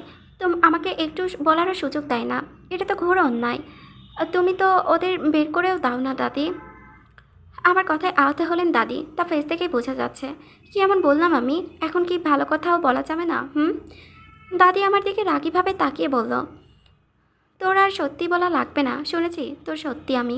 ওরা যত পারুক আমাকে মিথ্যা বলে পাপ করুক, কিন্তু তুইও ওরের মতো বডিগার্ড থাকবে, বুঝেছিস?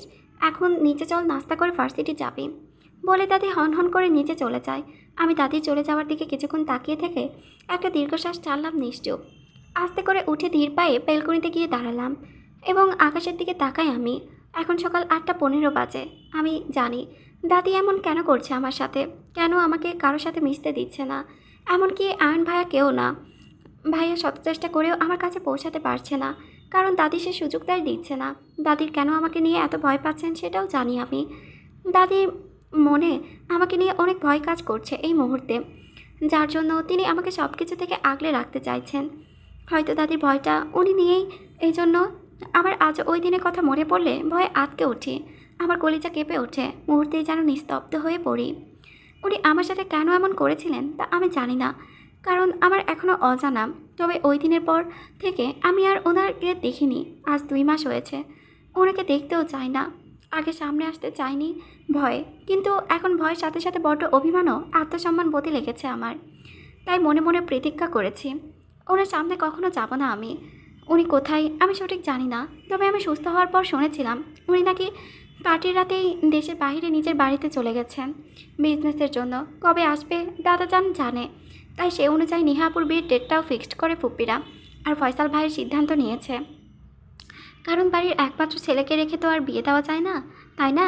দাদা দাদিও অমত প্রকাশ করেননি, কারণ উনি ছাড়া দাদা দাদির বংশের আর কেউ নেই। একটু রাখি হলেও ভালোবাসে তো প্রচণ্ড সবাই। তাছাড়া উনিও ওনার ফ্যামিলিকে অনেক ভালোবাসে, সেটাই সবার জানা। শুধু আমার বিষয়টাই উনি মেনে নিতে পারছেন না, তাই হয়তো এমন করেছেন।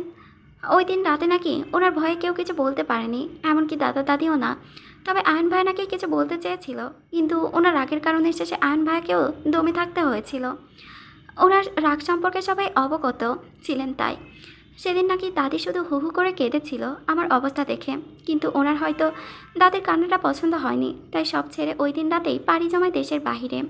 কথাগুলো ভেবেই তাই ক্লাসের উপর মাথাটা খেলিয়ে দিয়ে চোখ বন্ধ করে ওই দিনের কথা মনে করতে লাগলাম। ওই দিন রাতে পার্টিতে অজ্ঞান হওয়ার পরে আমার কিছু মনে ছিল না। আমার হোশ ফিরে পরের দিন, কিন্তু আবারও 2 মিনিট আমার মাথায় জ্ঞান হারায়। পরে নাকি আমাকে ঘুমের ইঞ্জেকশন দিয়ে 3 দিন ঘুমে রেখেছিল। প্রচণ্ড ভয়ে মাথায় আঘাতে নাকি আমার মস্তিষ্কর পার্টগুলো কাজ করা ছেড়ে দিয়েছিল, তাই আমার শরীরটাও নিতান্ত দেহটাও বিছানায় পড়েছিল। 3 দিন পর আমার যখন হুঁশ আসে, আমি তখন সবার আগে দাদির কান্নামাখা ফোলা চোখ মুখের চোখে পড়ে। কিছু বুঝতে না পেরে পাশে তাকাই, আমি দাদাজান ও আমার পাশে হেঁটে হেলান দিয়ে আদুশোয়া হয়ে আছে। আমার হাতে ক্যালেন্ডার লাগানো, আমি নড়াচড়া করতে পারছি না বলে হালকা শব্দ করতে দাদি উত্তেজিত কণ্ঠে আমাকে চাপড়ে ধরে বলে, আমার সোনামা উঠে গেছে। ডক্টর, তোর কি বেশি ব্যথা করছে? ডক্টর দেখানোর না? হ্যাঁ আমার সোনামাকে তাড়াতাড়ি প্লিজ। দাদির কথাই আমি কিছু বুঝতে পারছিলাম না, তাই চোখ বুলিয়ে চারিপাশে তাকিয়ে দেখলাম একজন ডক্টর, 2জন নার্সও আছেন। আমি আবার দাদির দিকে তাকিয়ে বলে উঠি আস্তে করে, দাদি, আমার কি হয়েছে? আর ডক্টর কেন আমার রুমে? আমার কি অসুখ হয়েছে দাদি? আমার এমন কথায় দাদি আমাকে কিছু না বলে নিঃশব্দে কাঁদতে লাগলেন। আমাকে এক হাতে জড়িয়ে ধরে সাথে সাথে দাদা যেন আমাকে জড়িয়ে ধরেন আর দাদিকে সান্ত্বনা দিচ্ছিলেন। আমি প্রায় এক সপ্তাহ পর সুস্থ হয়ে উঠেছিলাম। এই এক সপ্তাহ দাদা দাদি আমার সাথে আমার রুমেই ছিলেন। দাদা যান নিজের কাজে দিনে বাইরে থাকলেও রাতে আমার রুমে থাকতেন দাদির সাথে। দুজন আমার দুপাশে থেকে আমাকে মাঝে রাখতেন এখন কখন কি প্রয়োজন তার জন্য। কিন্তু আমি ঠিক হতে পারছিলাম না। শুধু ওই রাতের ঘটনাটা বারবার আমার চোখের সামনে ভেসে উঠত। তখনই আমি হু হু করে কান্না করে দিতাম ভয়ে আর নিজেকে গুটিয়ে নিতাম।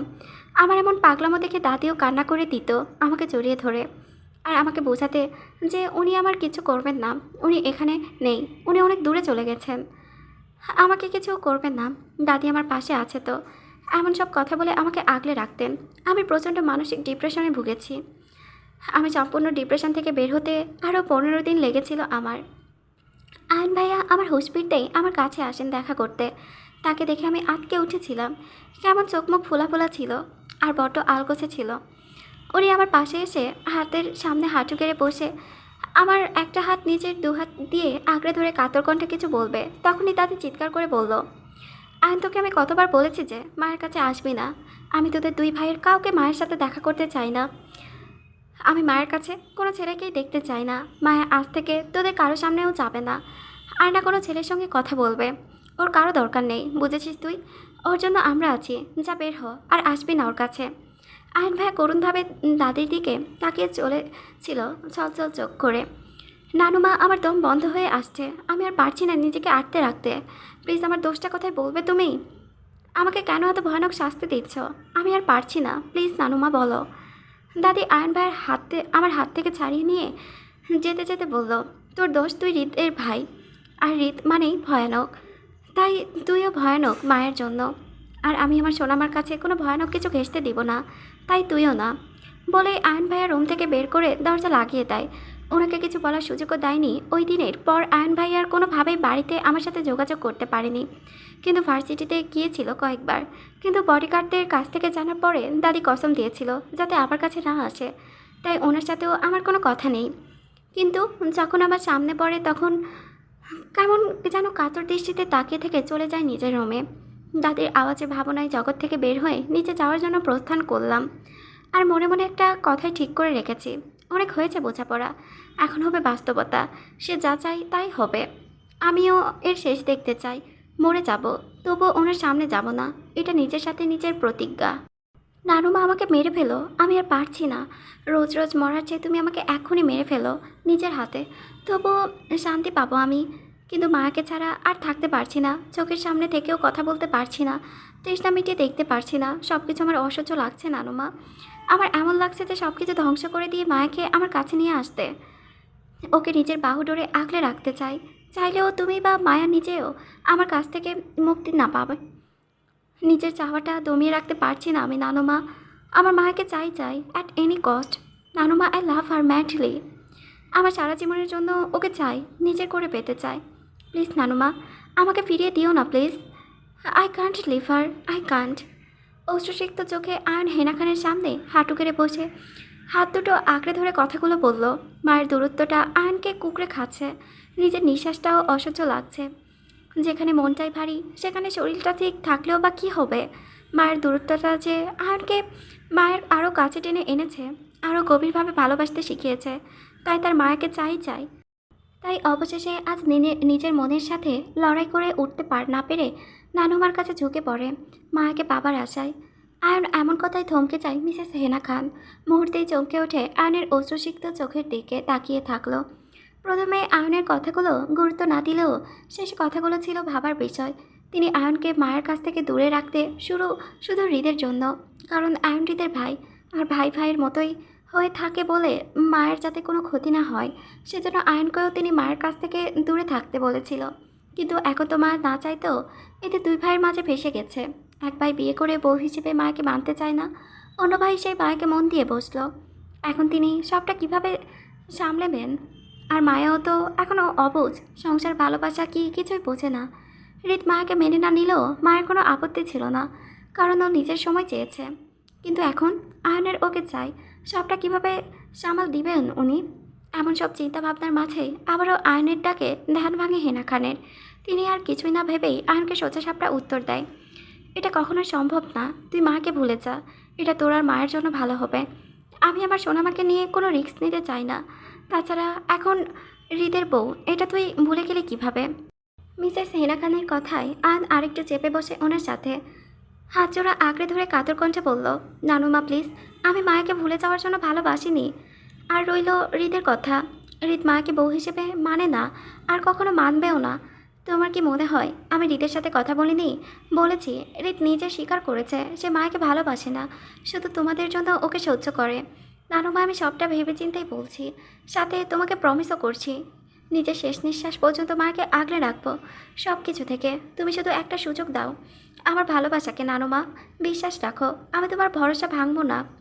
মিসেস হেনা খান নিজের কথায় অটল থেকে আবারও সোজাসাপটাভাবে বলল, অসম্ভব। হৃদ মায়াকে বউ হিসেবে মানুক আর না মানুক, আমার সোনামা আমার সাথেই থাকবে। আমি আমার সোনামাকে কাউকে দিতে পারবো না। ও আমার কাছেই থাকবে সারা জীবন, ওর কারো প্রয়োজন নেই, বুঝেছিস তুই? এবার যা এখান থেকে। আয়ন তার নানুমার মনের অবস্থা বুঝতে পেরে একটু উঁচু হয়ে মিসেস হেনা খানের দুগাল নিজের হাতে আবদ্ধ হয়ে বিনিময় সুরে বলে, তোমার সোনামা তোমার কাছেই থাকবে সারা জীবন নানুমা। ওকে আমি বা অন্য কেউ তোমার কাছ থেকে কোথাও নিয়ে যাবে না। আমি আমার বাহিরের কোম্পানির একটা শাখা বাংলাদেশেও খুলব। আমি বাংলাদেশে থাকবো মায়াকে নিয়ে, শুধু প্রয়োজনীয় কাজে শুধু বাইরে যাব। কিন্তু ওইখানে আর থাকছি না, মায়াকে বিয়ে করে তোমাদের সাথেই থাকবো, তোমার কাছে। আর মায়াও কোথাও যাচ্ছে না, বিশ্বাস করো আমায়, আমি মায়ের জন্য সব করতে পারবো। আয়নের কথায় নড়ে চড়ে বসে মিসেস হেনা খান কিছুটা নরম হওয়ার কণ্ঠে বলল, কিন্তু মায়ের ফ্যামিলি, ওরা কি বলবে? ওরা তো কিছু জানে না। মায়া না হয় কিছু বলবে না, কারণ আমি যা বলবো মায়া তাই শুনবে, ওর কোনো আপত্তি থাকবে না। তাই বলে যে ওর ফ্যামিলি মেনে নেবে এমন তো কিছু না। ওরা তো মিসেস হেনা খানকে থামিয়ে আয়ন বলে ওঠে, আমার উপর বিশ্বাস রাখো নানুমা, আমি সবটা সামলে নিব। তুমি শুধু মাকে আমার কাছ থেকে দূরে রেখো না, তাহলেই হবে। মায়ের ফ্যামিলিকে আমরা সবাই বুঝিয়ে বলবো, ওরা সবটা বুঝবে। আর রইল হৃদের কথা, হৃদ কাজ শেষ করে বাইরে থেকে আসলে তুমি আর নানা ভাই ওকে বলবে মায়ের সাথে ওর ডিভোর্সের বিষয়টা। আর কোনো দেরি চাইছি না, যত তাড়াতাড়ি সম্ভব ওদের ডিভোর্স হওয়া চাই আমার। আর নিজের কথা শেষ করে হেনা খানের কাছে থেকে হাসি মুখে বিদায় নিয়ে বেরিয়ে যায় মায়ের ভার্সিটির উদ্দেশ্যে। আজ অনেক দিন পর নিজের মনের মানুষটির সাথে প্রাণ খুলে কথা বলবে, তাকে নিয়ে ঘুরে বেড়াবে, তৃষ্ণার্ত চোখ মিটিয়ে দেখবে। এখন আর কোনো বাধা নেই, এবার তার সব চাই, ভালোবাসা, বিয়ে, বউ, সবটা চাই তার। হুট করেই গোছালো ইচ্ছেগুলো যেন তার মাথায় চেপে বসেছে। আয়নের কথায় মিসেস হেনা খান সায় জানায়, কারণ আয়ন যা বলেছে সব সত্যি। মায়া তো আর সারা জীবন ভালোবাসা ছাড়া থাকতে পারবে না। এখন ভালোবাসা সংসার না বুঝলেও একটা সময় পর ঠিকই বুঝবে। তখন মায়া নিজেই সংসার ভালোবাসা খুঁজবে। তখন যদি সংসার করার জন্য ভালোবাসার মানুষটাকে না পায়, তাহলে কি করে কাটাবে ভালোবাসাবিহীন সারাটা জীবন? চিরদিন তো তিনি বেঁচে থাকবে না মায়ের পাশে। এসব চিন্তাভাবনায় ওনার আর আপত্তি রইল না আয়নের প্রতি। ওনার সোনামা যারই বউ হোক না কেন, ওনার চোখের সামনে থাকবে, এটাই তো অনেক। ভার্সিটির মাঠে বসে আছি আমি, হেনা, মোনা আর আমার নতুন ফ্রেন্ড নিতুর সাথে। নিতু আমার ফ্রেন্ডশিপটা হুট করেই হয়ে গেছে, কোনো কারণ ছাড়া। তবে মাঝে মাঝে একটু অন্যরকম ব্যবহার করলেও এমনিতেও অনেক ভালো। ওদের সাথে বসে থাকতেও ওরা তিনজনেই মিলেই গল্প করছে, আমি শুধু বসে আছি, কারণ মাথায় আমার অন্য চিন্তা। আর এই চিন্তা দূর করার জন্য ঘাড় ঘুরিয়ে আমার বডিগার্ডদের দিকে তাকিয়ে আশিকের উদ্দেশ্যে, কারণ আমার এত এত চিন্তার মূল হলো আশিক। কিন্তু এই মুহূর্তে আশিক ছাড়া বাকি চারজনকে দেখে ভ্রু কুচকে এলো আমার। আজব, সবসময় তো আমার পাশে ঘোরঘোর করে, আর এখন কাজের সময় হয়ে গেল বিরক্তি নিয়ে গার্ডদের উদ্দেশ্য করে বলে ওঠে, আপনারা এখানে, কিন্তু আশিক কোথায়? পাশ থেকে একজন বডিগার্ড বলে ওঠে, ম্যাম, বস কল করেছে, তাই কার পার্কিং এরিয়াতে গেছে কথা বলতে, ওই যে দেখা যাচ্ছে। ওদের কথা শুনে আমি ঘাড় ঘুরিয়ে সামনে তাকিয়ে কাউকে কিছু বলতে না দিয়ে এক দৌড়ে দিলাম আশিকের উদ্দেশ্যে। আমার পেছন পেছন বাকি গার্ডরাও আসছেন দৌড়ে। আমি দৌড়াচ্ছি আমার কাজে, ওদেরও আমার সাথে দৌড় দিতে হবে নাকি? আজব না, এরা মরলেও মানুষ হবে না, এটা নিশ্চিত। দৌড়ে আশিকের পেছন থেকে দাঁড়িয়ে হাঁপাতে হাঁপাতে বললাম, আশিক ভাইয়া। আমার এমন ডাকে আশিক চমকে উঠে সাথে সাথে পেছন ফিরে তাকাই আমার দিকে। কানে তার ফোন চেপে ধরে রেখেছে, হয়তো কারোর সাথে কথা বলছে। আমার এমন ভাইয়া ডাক কানে আসতেই চমকে চোখ তুলে বড় বড় ডিমের মতো করে আশেপাশে তাকিয়ে আবার সামনের দিকে তাকাই। পরে আমাকে বিনিময় সুরে আমতা আমতা করে বলে, ইয়ে ম্যাম, কাকে বলছেন? আমি মিষ্টি এসে আশিকের সামনে গিয়ে পেছনের কারটির মধ্যে বসে পড়লাম দুপা ঝুলিয়ে। আমি বসতেই আশিক আমার দিকে ফিরে তাকায়। চোখ মুখে তার একরাশ প্রশ্নের ঝুড়ি, হয়তো বোঝার চেষ্টা করছে আমি কি করতে বা বলতে চাইছি। আমি ওর মনের ভাবটা বুঝে তাই একটু নড়ে বসে বলে উঠি, তোমার সাথে ডিল করতে এসেছি, আর ডিলটা পরে শুনবে। কিন্তু তুমি আমার নামে আর দাদা দাদিকে নালিশ করবে না, আর সবসময় বলবে মায়া ম্যাম গুড গার্ল, ঠিক আছে? সরি ম্যাম, আমি পারবো না, এটা আমার কাজ। আর কিসের ডিল? তোমাকে গফ খুঁজে দেব প্রেম করার জন্য, সবাই যেমন করে ওই প্রেম করিয়ে দিব। শুধু তুমি আমার কাজ করে দিবে, তাহলেই হবে। আমার কথা আবারও আশিক বলে ওঠে, আমি প্রেম করব না, আর আমি বা বাকিরা কেউ আপনাকে সাহায্য করতে পারবো না ম্যাম। আশিকের কথায় তেলে বেগুনে বলে উঠলাম, প্রেম করবা না মানে কি? প্রেম তো তোমাকে করতেই হবে, নয়তো মানুষ কি বলবে যে মায়ের পাতানো ভাই প্রেম করে না? আচ্ছা, আহা কি লজ্জা।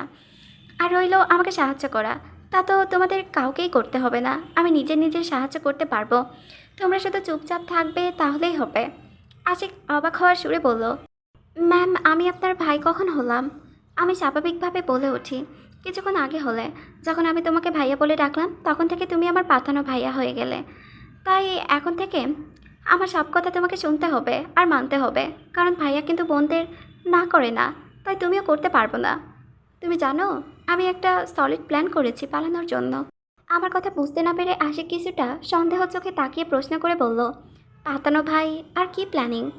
আবার সোজা সাপটা উত্তর, বাড়ি থেকে পালানোর জন্য প্ল্যানিং করেছি। কি? কিন্তু কেন ম্যাম? আশিক অবাক হওয়ার সুর আর তীক্ষ্ণ দৃষ্টি দেখে আমি কিছুটা নড়ে চড়ে বসে আবারও বলে উঠি, দেখো, এছাড়া আমার আর কোনো পথ নেই। দাদা দাদি আমাকে কেন এখানে রেখেছেন?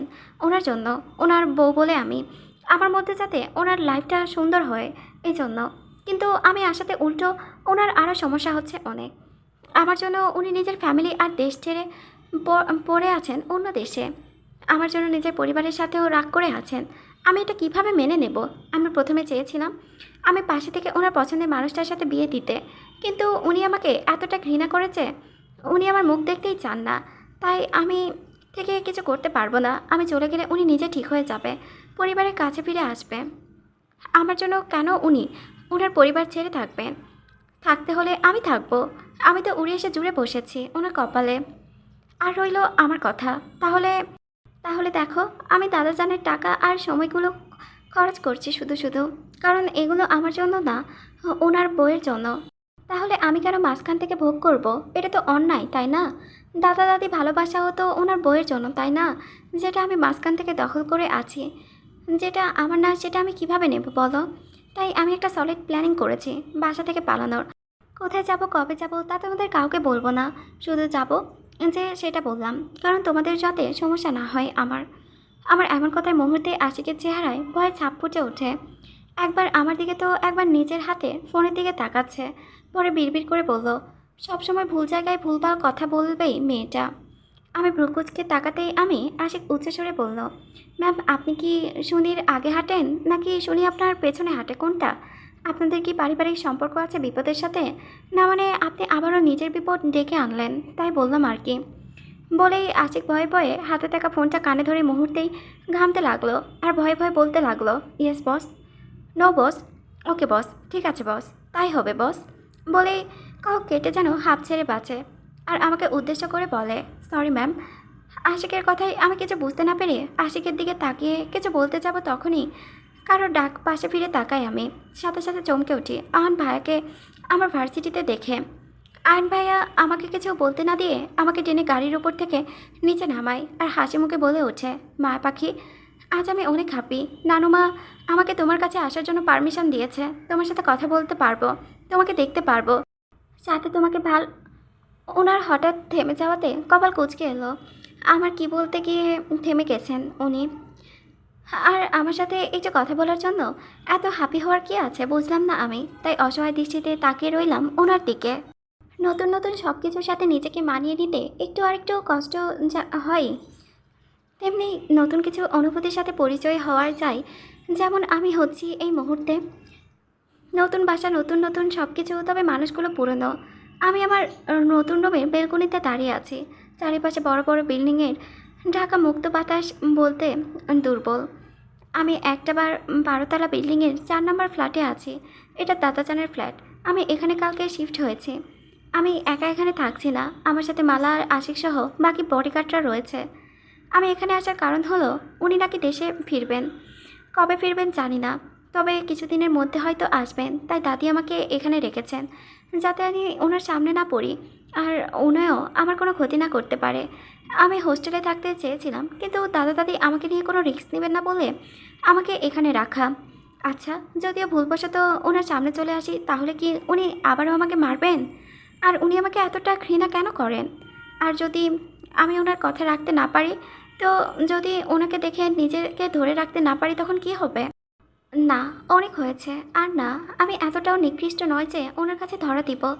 এবারে আমিও নিজের সাথে প্রতিজ্ঞাবদ্ধ, যাব না ওনার সামনে আর, যাই কিছু হয়ে যাক না কেন।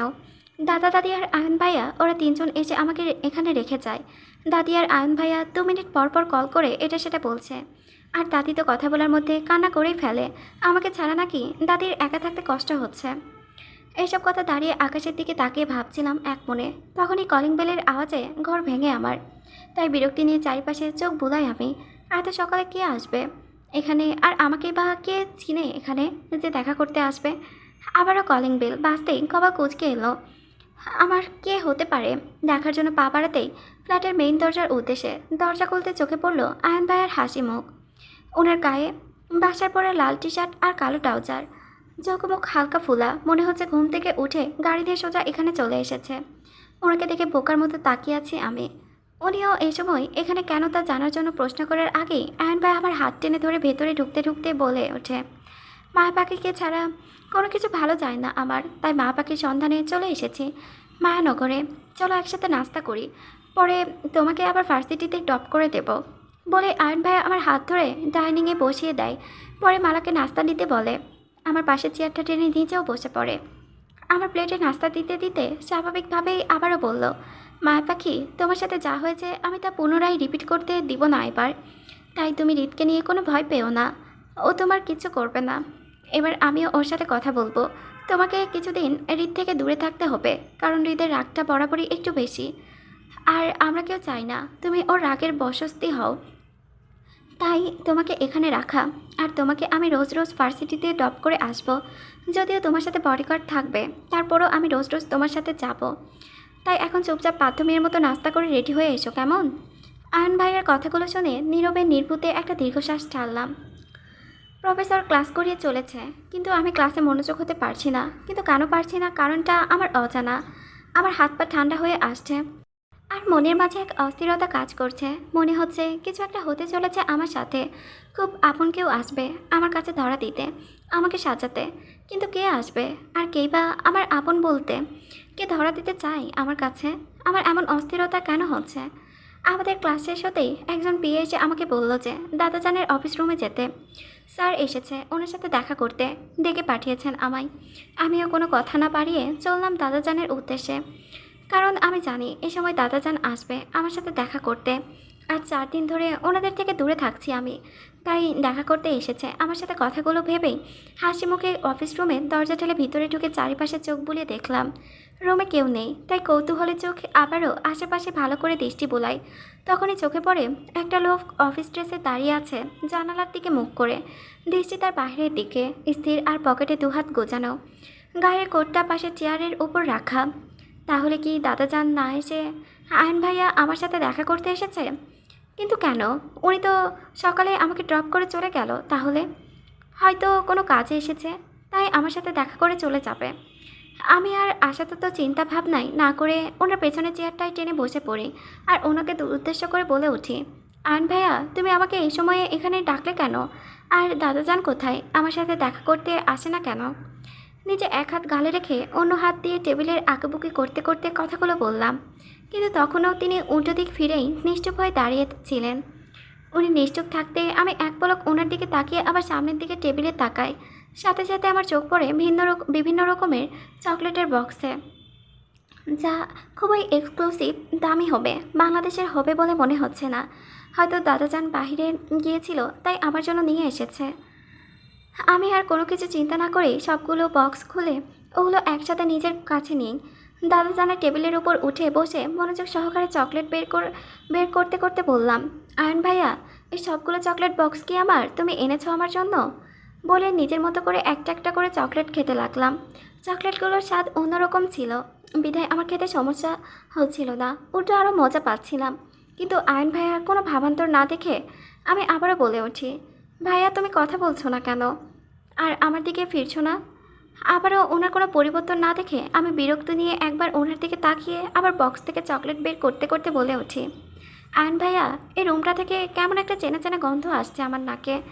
নাকি তোমার থেকে আসছে এই চেনা গন্ধটা? কোথায় যেন এই গন্ধটা পেতাম আমি, আমার মনে পড়ছে না। তুমি বলো তো, কোথায় পেতাম এই গন্ধটা? হৃদ থেকে। পরিচিত কণ্ঠে শুনে আমার মুখে থাকা অবশিষ্ট চকলেটের অংশটুকু পড়ে যায় টেবিলের ওপর। মুহূর্তে আমি ঘামতে থাকি, আর ভয়ে কান্না আসছে হৃদয় ভেঙে। হাড় কাঁপানোর দৃশ্যটা ভেসে উঠেছে মুহূর্তে চোখের সামনে। আমার এতক্ষণ যে অস্থিরতা কাজ করছিল, সেটা কি তাহলে এই পরিচিত কণ্ঠের জন্য? উনি কি তাহলে ফিরে এসেছেন? এখন কি উনি আবার আমাকে পোড়াতে চাইবেন? আমি তো ইচ্ছে করে ওনার সামনে আসিনি, আর উনি তো এখনও আমার চেহারা দেখেননি। আমার চেহারা দেখলে উনি আমায় পুড়িয়ে ফেলবে। আমি কি করব এখন? কে বাঁচাবে ওনার থেকে আমাকে? আমি কি আজ আর বাঁচতে পারবো ওনার থেকে?